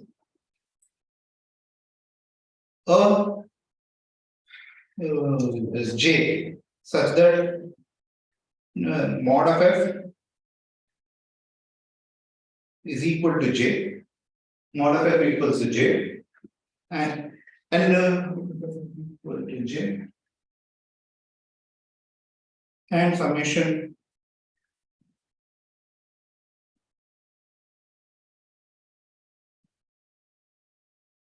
product EI fi UI EI minus fi V fi. This is non-zero as a That is VI. huh? VI power f. Yeah, VI per. Suppose there exists one such term that does not die out. Then I want to claim there is a setting for UV in which this particular monomial survives even after you set U and V. Yeah, but when you say mod f equals J, Mhm. it is after you've done that mod t to the power q minus t or Yeah, after I done, yeah. So that's So the mod f equals J, sorry, mod, so I should have done, there exists a J such that What is modulo q? it's not exactly modulo q because it's not that would have been t to the q minus 1. Modulo q minus. It's not, I'm getting very confused. No, all I want to say is Yeah. collect all the t power j terms, and look at all of them which are not died because of module usage. If a particular monomial is not died, after this, then there is a setting for U and V so that it will continue to survive. Then the contribution from the other modules will not cancel this. Is that the No, the monomials u to the power, if you sum the exponent of the monomial, that gives you back the original model that you came from. So there will be various contributions. They will actually be lower degree. There is the highest degree one. but there can be multiple monomials actually with the highest degree. Let me state this. So Q. So what I want to say is at this point of time, I'm looking at this function f restricted to u plus tv, but I'm going mod t power q minus t. This looks like some j going from 0 to whatever, 0 to capital D, t power j, and some polynomial in u and v. Pj polynomial u. Now, if the polynomial PJUB is non-zero, then I want to claim there is a setting in which there is a setting for U and V which will keep the degree will preserve the degree. That's all I'm claiming. So all I need to show is there is at least one large power of T for which this is the non-zero polynomial. At this point of time, what I want to say, if PJUV is not identically zero, PDUV is not identically zero, then there exists a UV such that f of u plus TV, when I go mod T per Q minus T, has degree. Sorry, I can write this. J has degree at least J. So if you're doing this over prime fields, we are done, right? It's mod T to the Q minus T will, none of the binomial coefficients will vanish. Yeah. So this is the short dipole or common. So now this is just a pure number theoretic. Now it's a number theory. At this point of time, it's a number theory. So I want to just show that there is one PJUV that survives. Actually, just PD, if capital D is less than D, then PD will itself. Capital D is less than. I mean, if say capital D is Q minus Q by P minus 1, then that should survive. Why? No, that is what the theorem is. That's what the theorem is stating. That's what the theorem is stating. But why? So we will. So all I want to claim suffices to show. Suffices to show that there is one PJUV that survives.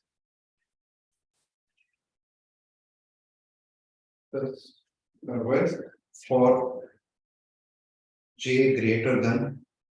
Okay.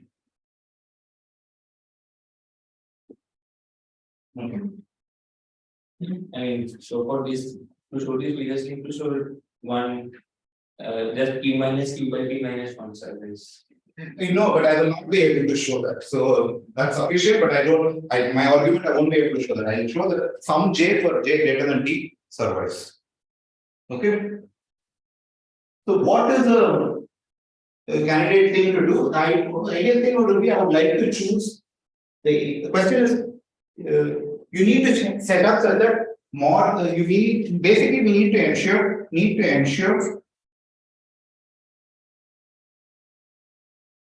product of EI choose Fi is not equal to 0. We need to choose this. I had to choose the PUV. Basically, which would imply that I need to choose a setting of Fi's such that the product of EI choose Fi is not 0 and the corresponding degree still remains large. You're going to choose what to ensure this? I mean, this is. You need to choose what I have in my this one, need to choose J. Not J, need to choose the F vector is my choice. Such that this is 0, This is non-zero. this is non-zero, but yet if I go T power mod F mod TQ minus T, the degree of this still remains larger than Q by P, the degree of this object. The degree of this object is larger than Q minus, larger than or equal to Q minus Q by P. Therefore, that high degree is witnessed. So that so suppose I choose an F1 to F1 so that is non-zero. Yes. And yet degree of T mod F mod TQ minus P is larger than is in between these two guys. The sandwich between these two guys. Yes.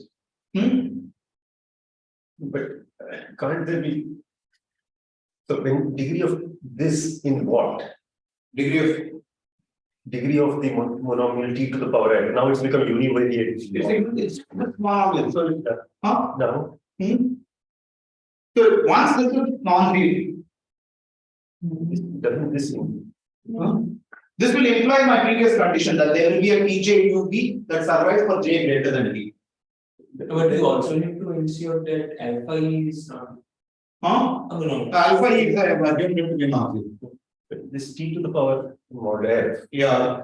I mean, this mod f, let's say is j or k. It has contributions from many of them, right? Because of this t to the q minus t. Yes. And we need to show that the EI choose FI.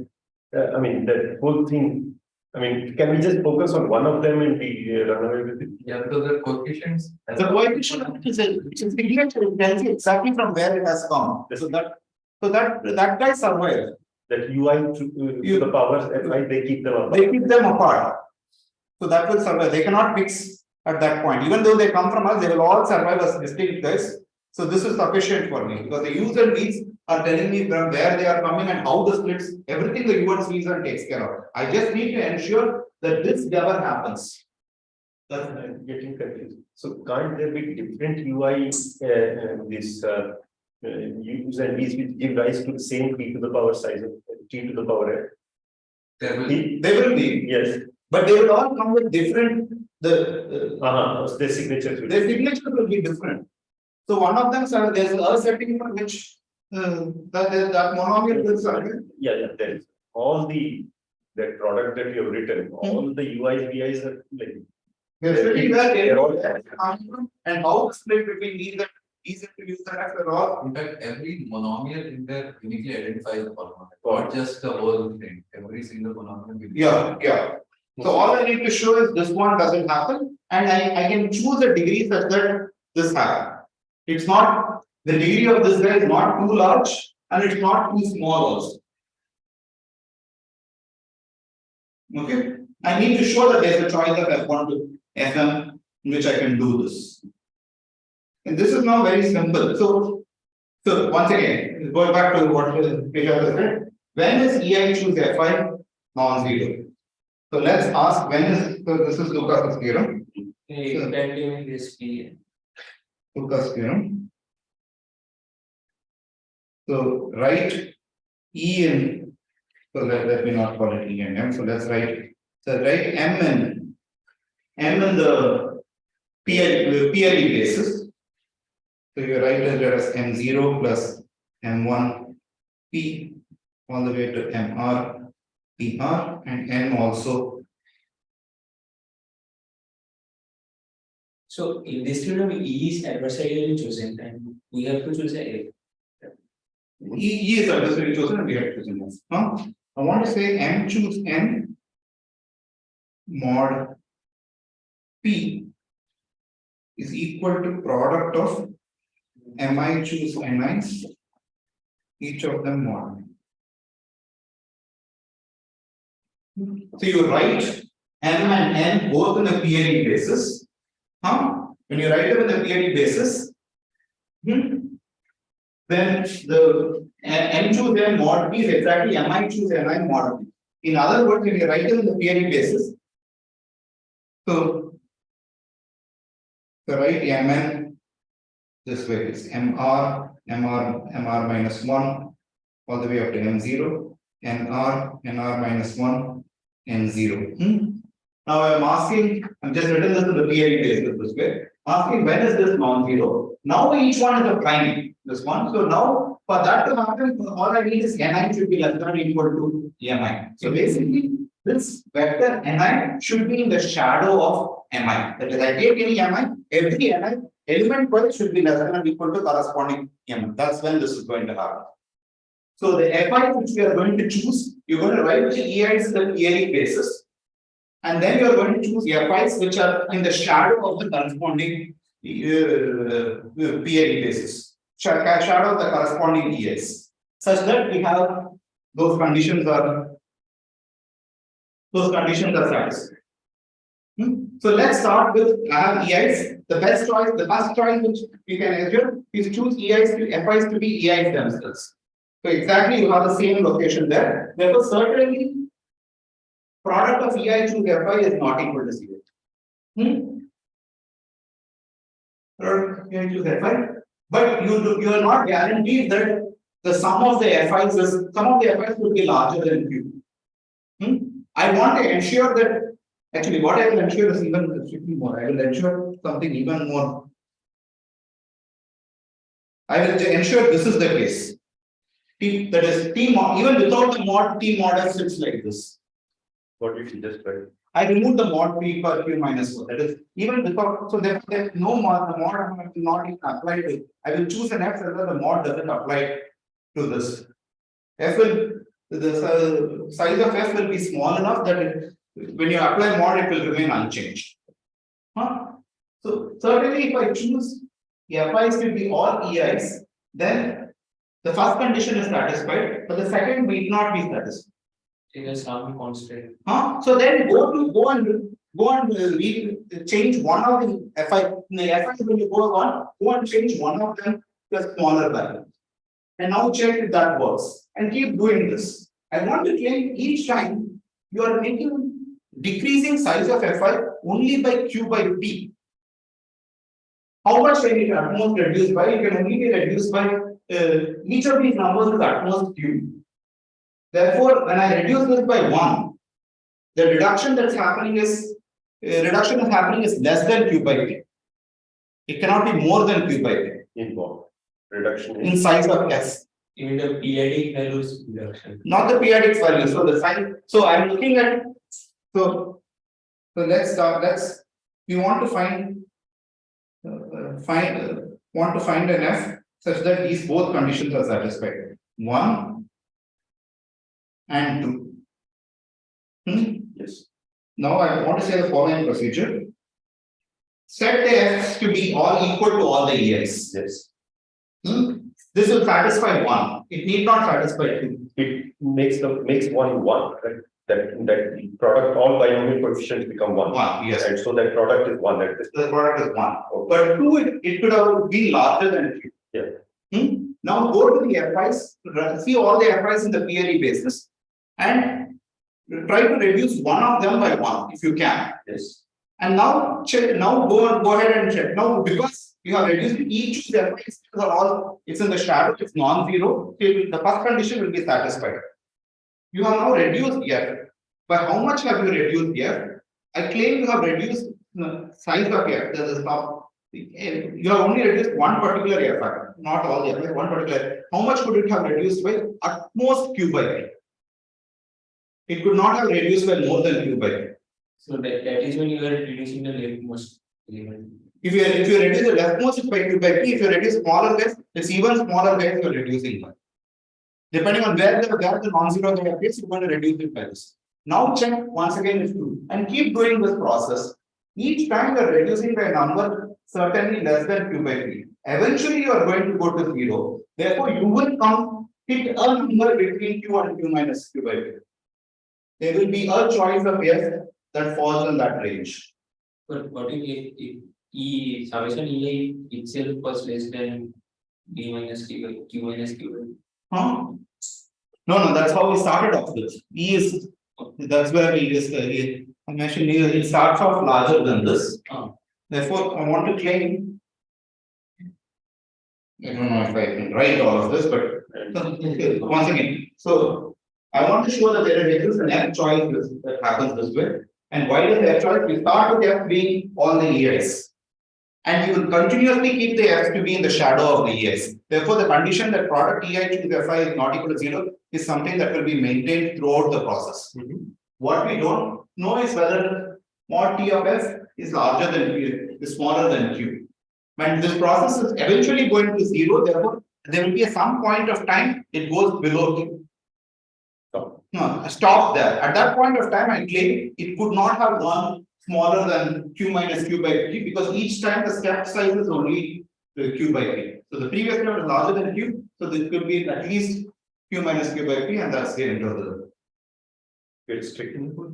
Yeah, it's strict because previous step was greater than Q. So it is actually greater than Q minus Q.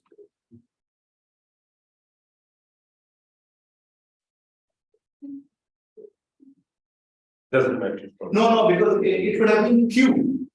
Previously it could have been Q. I wanted it to be smaller than Q. So from Q, the next jump would have gone to Q minus Q by P. When it was Q, the theory representation was concentrated on the last coefficient, right? On the last coefficient, yes. And then So it could have been that size of f was exactly Q. I don't want that to happen. So I'll do one more and make it to go to Q minus Q by P.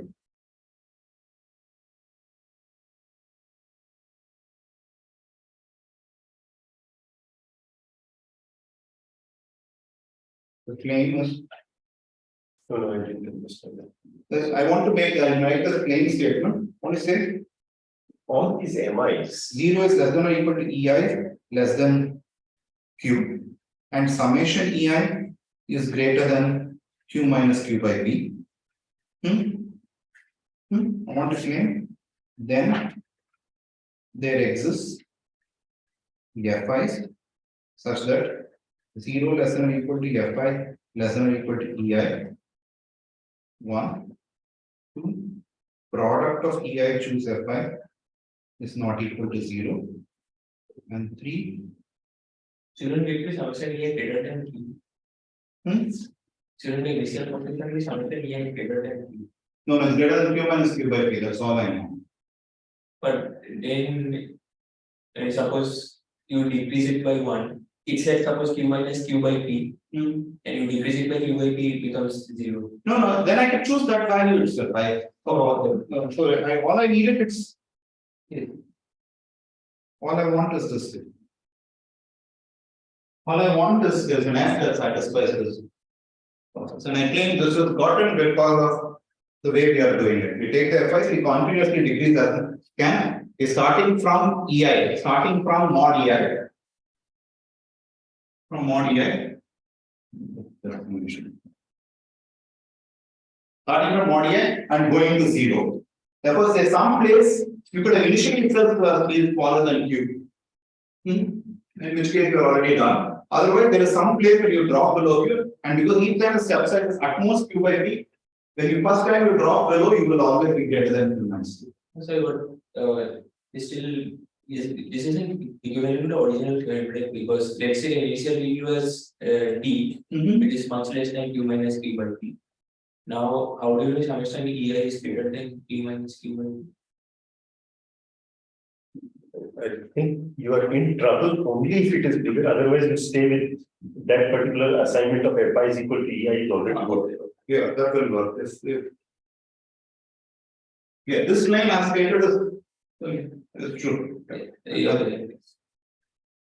Just to understand what happened, when we were in trouble and the sum was exactly equal to Q. Yeah. Now, then what happens? Then you reduce one of the FIs. Yeah, so I think the whole thing will be No,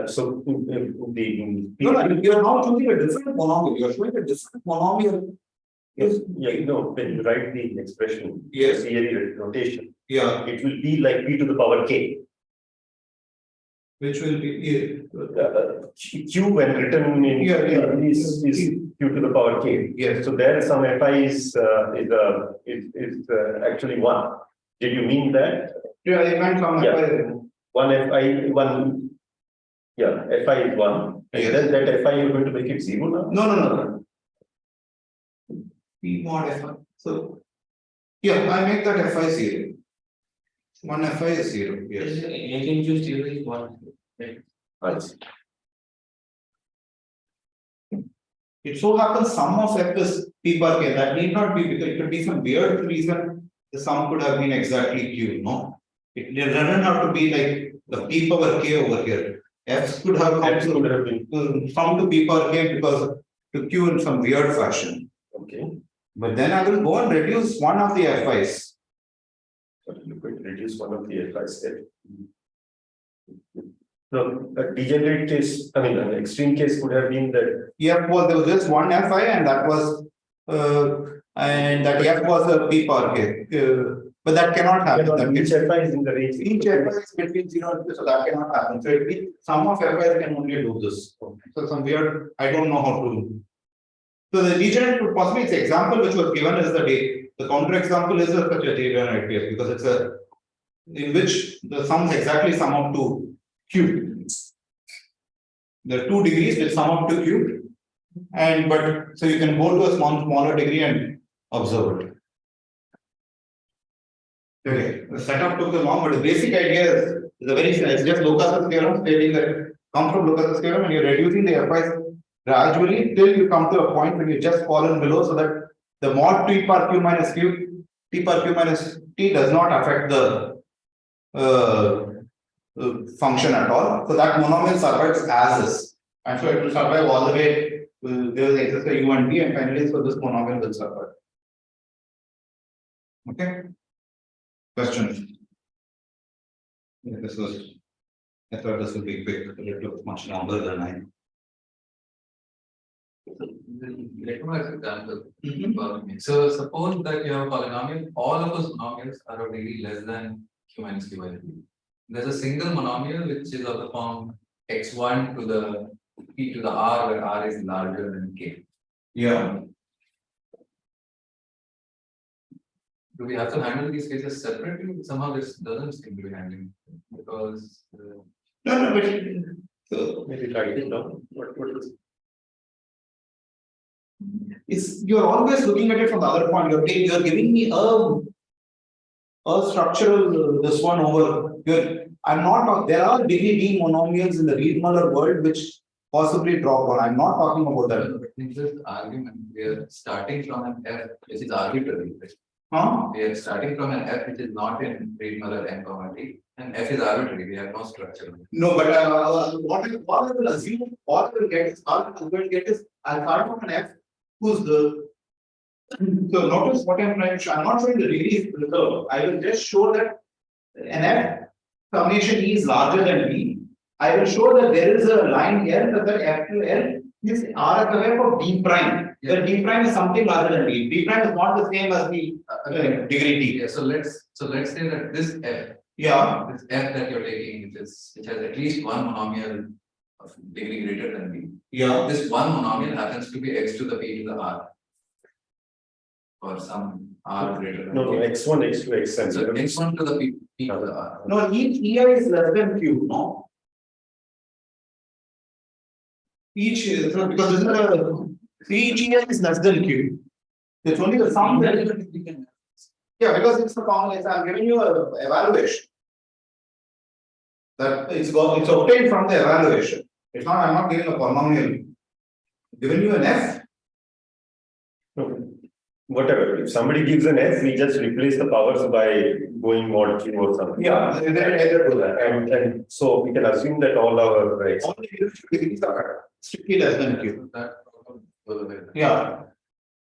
Yeah, so that's basically that this guy over here, no? It is not a robust characterization now because you know one. No, that's going to take us some way. In next show, we will not now show. So this is a characterization, this is the case. Huh?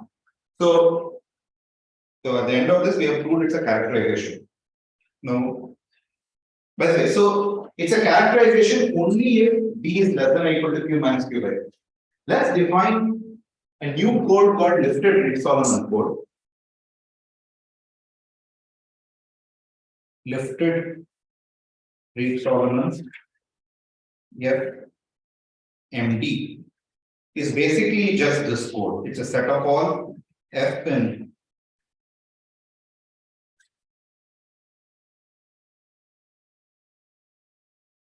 so that F restricted to L belongs to RS F D for all lines here. So I'm defining the code by a characterization.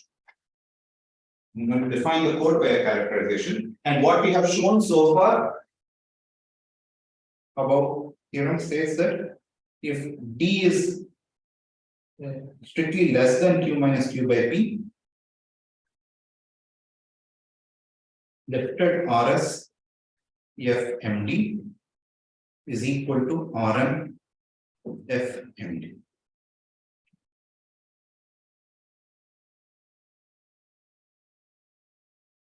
That's what we have shown so far. What we will now show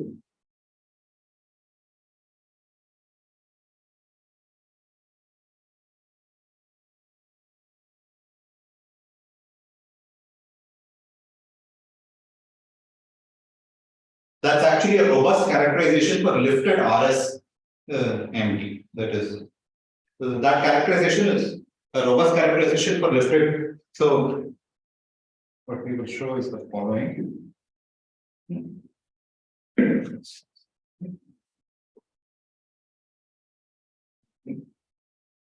Robust characterization.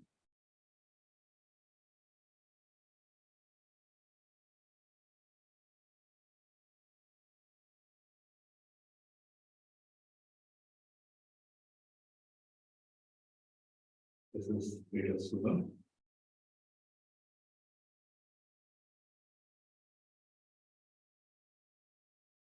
That for all epsilon greater than 0, there exists a C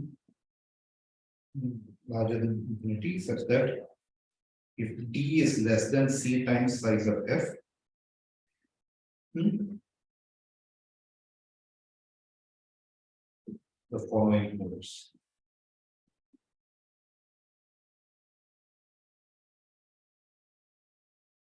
Suppose probability that we pick a random X in a random line. Write this as for all F from F1 to F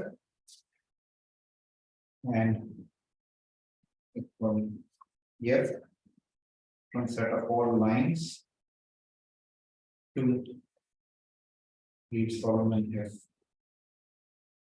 D.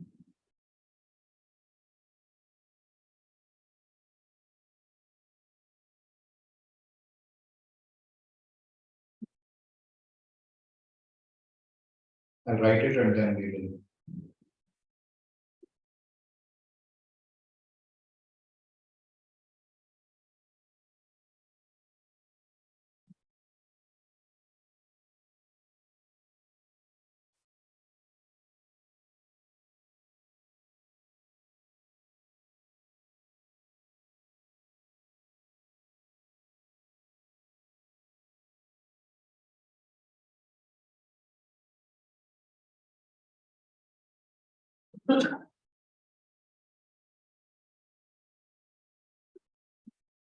Yeah, so what am I stating?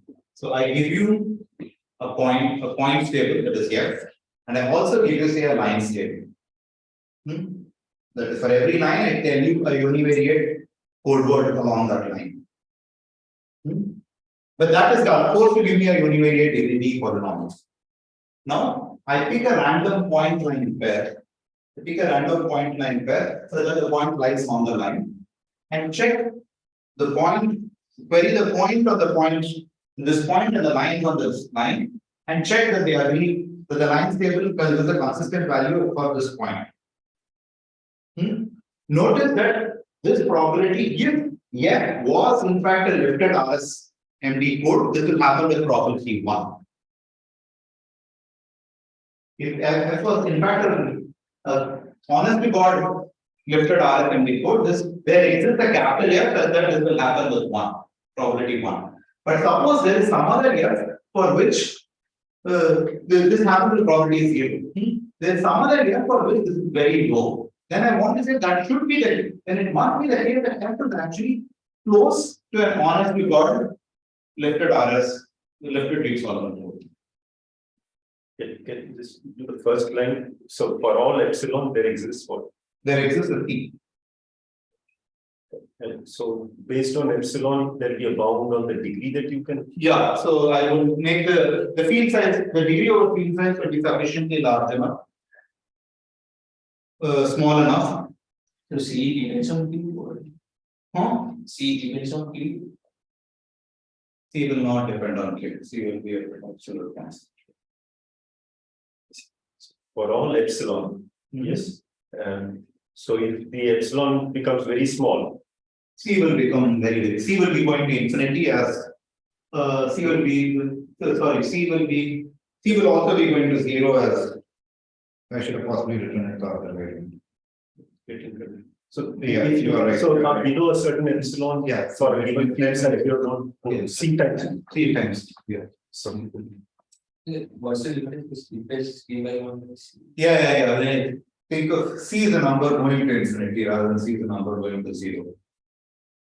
no, but this says that if you make epsilon very small, Yeah, you'll probably be giving me a big C, yes. which means the restriction, I mean, the rest of the theorem is useful only when D is less than. When epsilon is greater than 1 by 8, this does not mean anything. Yeah, but with the epsilons, yeah, that's fine. Yeah, so I see. Okay. So then such a theorem is useful only for large field size fields. Yeah, the field size is. The closer you want to come, by the way, so this is what we have been calling the robust test. That is, on the restriction on any line, is it a low degree polynomial? You want that. You want this number. We have talked about this. We want this number to be as large as possible. That was a notion of efficiency, and still be able to conclude.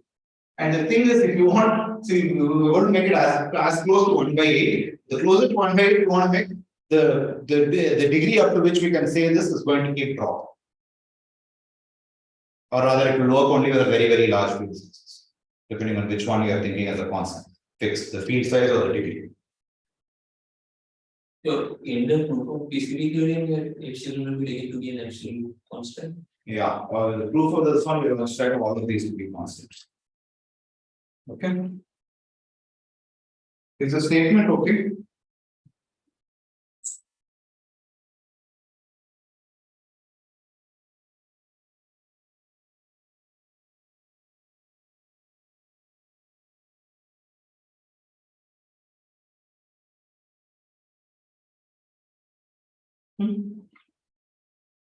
Okay, I'll set the basis for this and we'll do the actual thing next time then, when I'm already. Okay. But there's a statement here. Any questions on the statement? Kumar, you're not. No, I would have.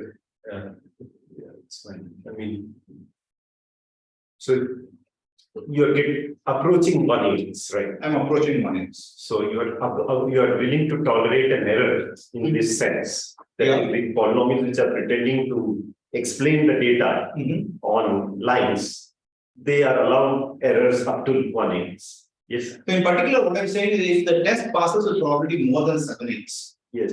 then it must be the case that the function is close to honest to God Lifted-Reed-Solomon. So does this 1 by 8 come from the 7 by 8 approximation for side? No. It is just coincidence.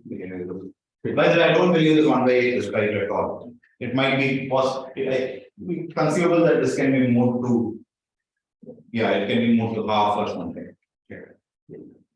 But this epsilon etc. is a distraction, right? So if this says that I'm not able to prove this up till 1/8, but 1/8 minus a little bit. Yes. And No, none of these are actually none of them are important. 1/8 is not important. It's not. All I need to know is that I can up to a particular constants I can do this. And that's all we need for the proof of the PCP theorem. And so this version of the PCP theorem is that 7 by 8 plus epsilon approximating set is empty-hard, or there exists some epsilon such. This version will only do some So to get 7 by 8, you have to do a whole other Fourier analysis will have to come and do that. We will not be able to do it. Then it's going to be like 3 to 4 lectures away from now. 7 by 8 is going to take a while. Okay. Okay. Let's look at the high level idea of this. The proof. By the way, given any f, what is the best capital F that one would be? Okay, you just choose what take any line, choose the best fit, the closest Reed-Solomon code word on that line. So what's the let P of FD lines to Reed-Solomon F D be the best fit lines function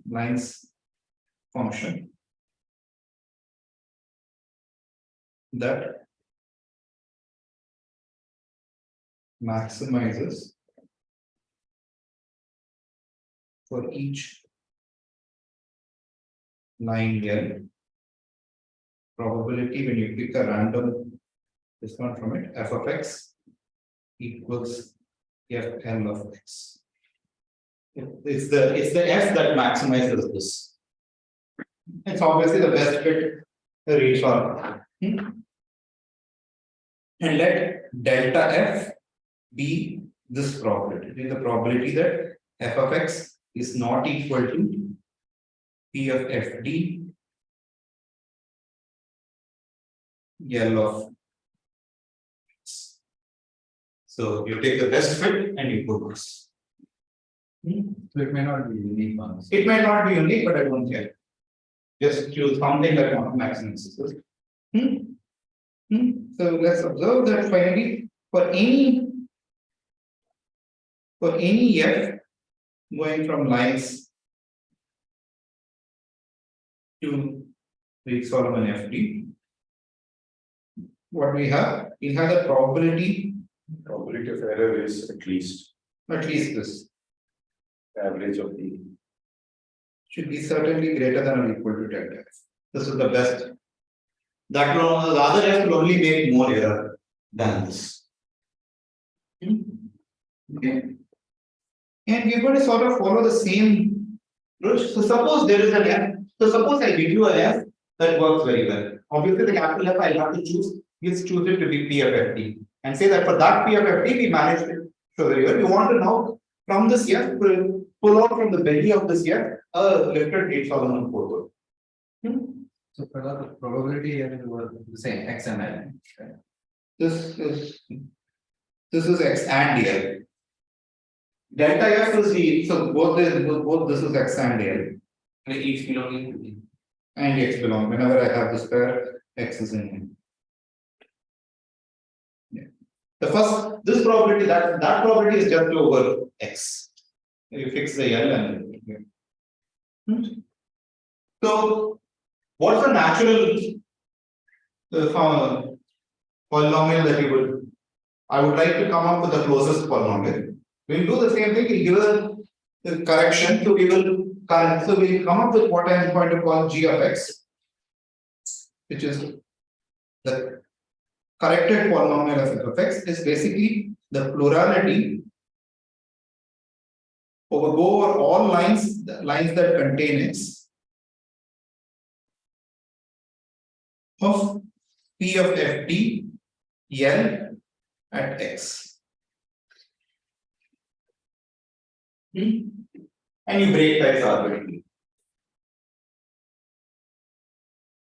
Okay.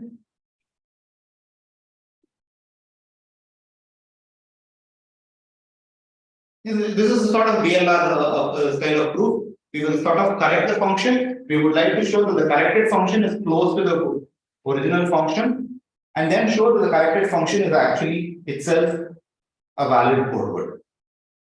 This has this additional layer of finding.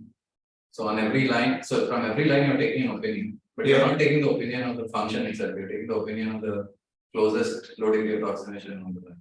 Yes, yeah. You're not taking one. You're basically you're querying a line, you're finding out, you're correcting the line, and then asking the opinion. How would the function give an opinion? Function has only one opinion. Yeah. But we weren't defining a corrected version. We weren't defining Yeah, this is not how we define it, but this is how I'm going to define it over here. That is, from a function, we go to the best fit line function, capital F. I could have done it with capital F also over here, but I would rather, if something works, this is the thing that best works. I'm going to make the definition precise. I'm going to use this. So we can say without loss of generality, assume capital F is the best fit intermediate. Yeah, we can agree on that. Okay. Both the battery, everything, just 3 more minutes. I want.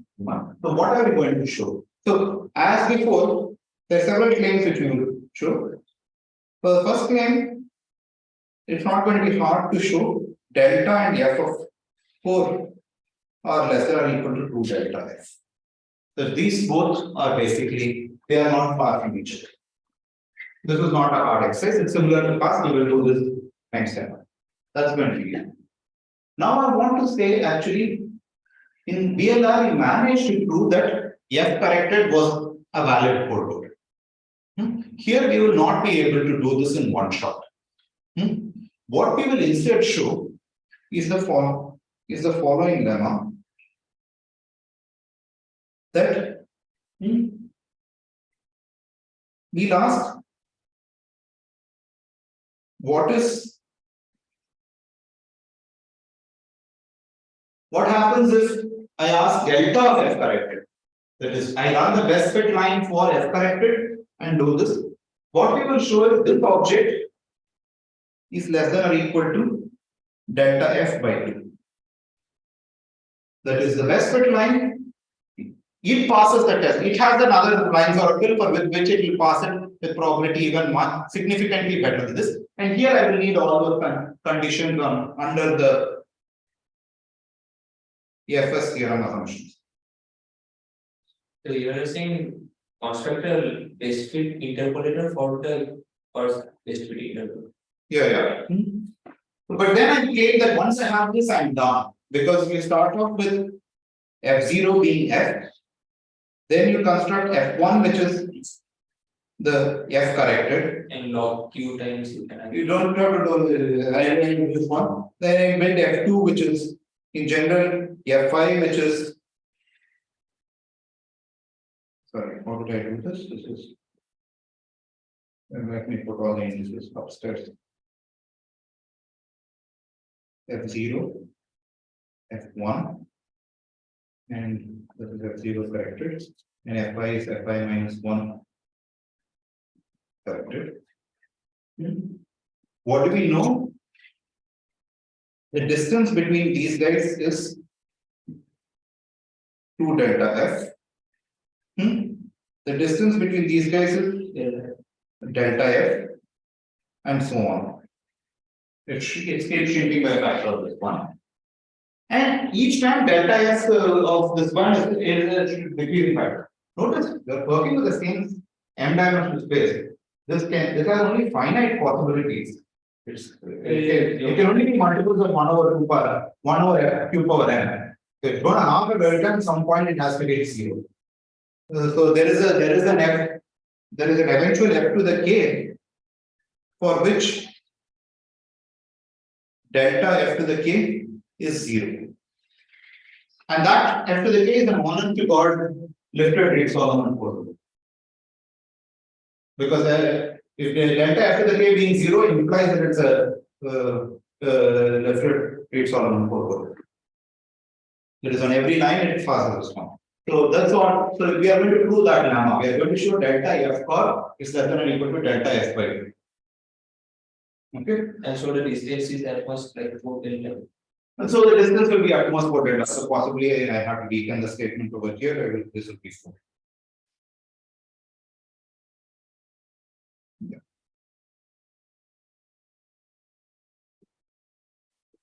Okay. I'll do one more thing and we will refer that to the next one. This, how will I prove this lemma? I want to say this lemma is true.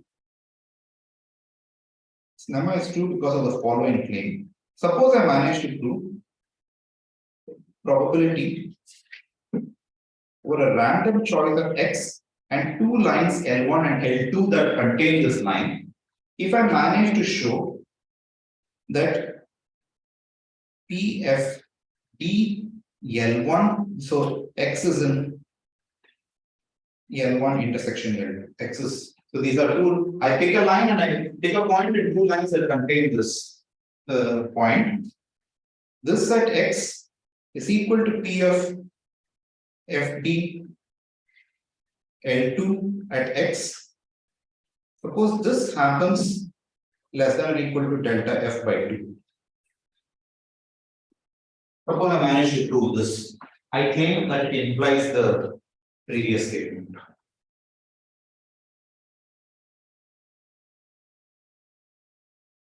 Where you take a L1 that agrees with the probability.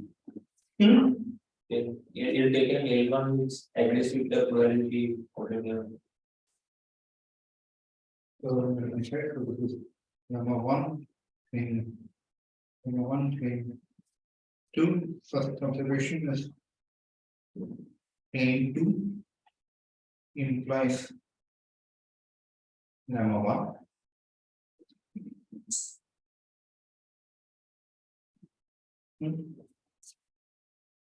What is claim 2? I need to bound expected value over x, probability over a line L contains x of 4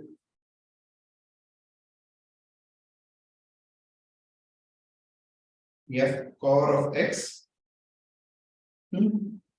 I need to bound f core of f agreeing with the best fit line. But if I show some lines oracle does very well, the best fit line is going to do even better. So it's sufficient for me to show this guy does reasonably well. That this is small. If I manage to show this is small, I'm down. Because that will show the best fit line for the corrected function will be even better. But this quantity,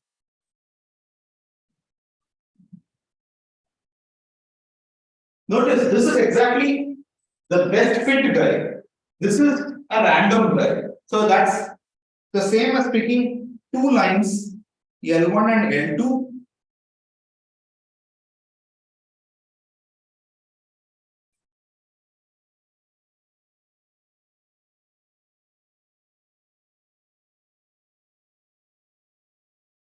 This is just stating that if you given us some of probabilities, the collision probability is less than or equal to the max probability.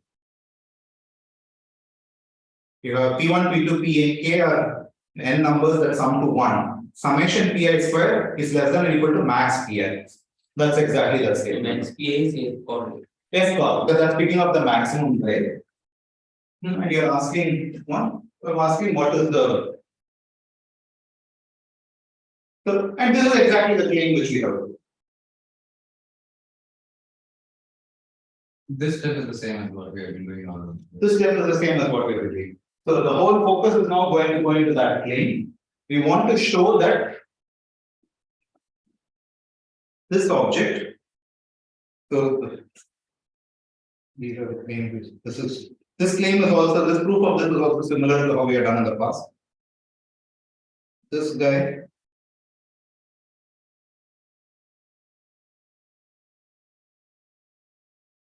So we will need to prove this particular claim.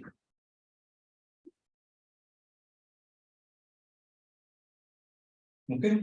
By the way, notice that none of this, again my claim died out. In none of this, we have used Lifted-Reed-Solomon code words or anything out in this proof. All of this proof, so you could have defined a new object called lifted codes. That is, lines were just a proxy. That if you say you give a set of objects called lines, and you say, and you have something called the base code called Reed-Solomon code, and you define this lifted object, getting that on the restriction of each of these objects, you see an element of the larger object of the base code, and define the lifting this way. This define the lifting process, and everything we said so far from this point works for any lifted code. There's an initial characterization where this Q minus Q by P came, that's a different story. Just forget that. From the time we defined different Reed-Solomon code, we never cared whether it was Reed-Solomon, lines, or anything. All of this was very, very generic.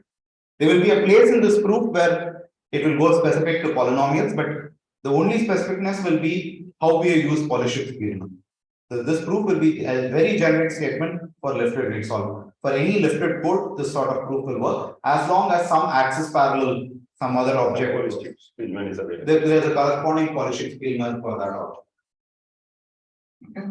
It will be a very, Friedl-Sudan is going to be a very general proof idea, and it will be just a reduction to Polishchuk-Spielman. In fact, it will test it shouldn't take it 20 minutes from now to finish the proof, but we will do it at the beginning of next stage. Let's stop.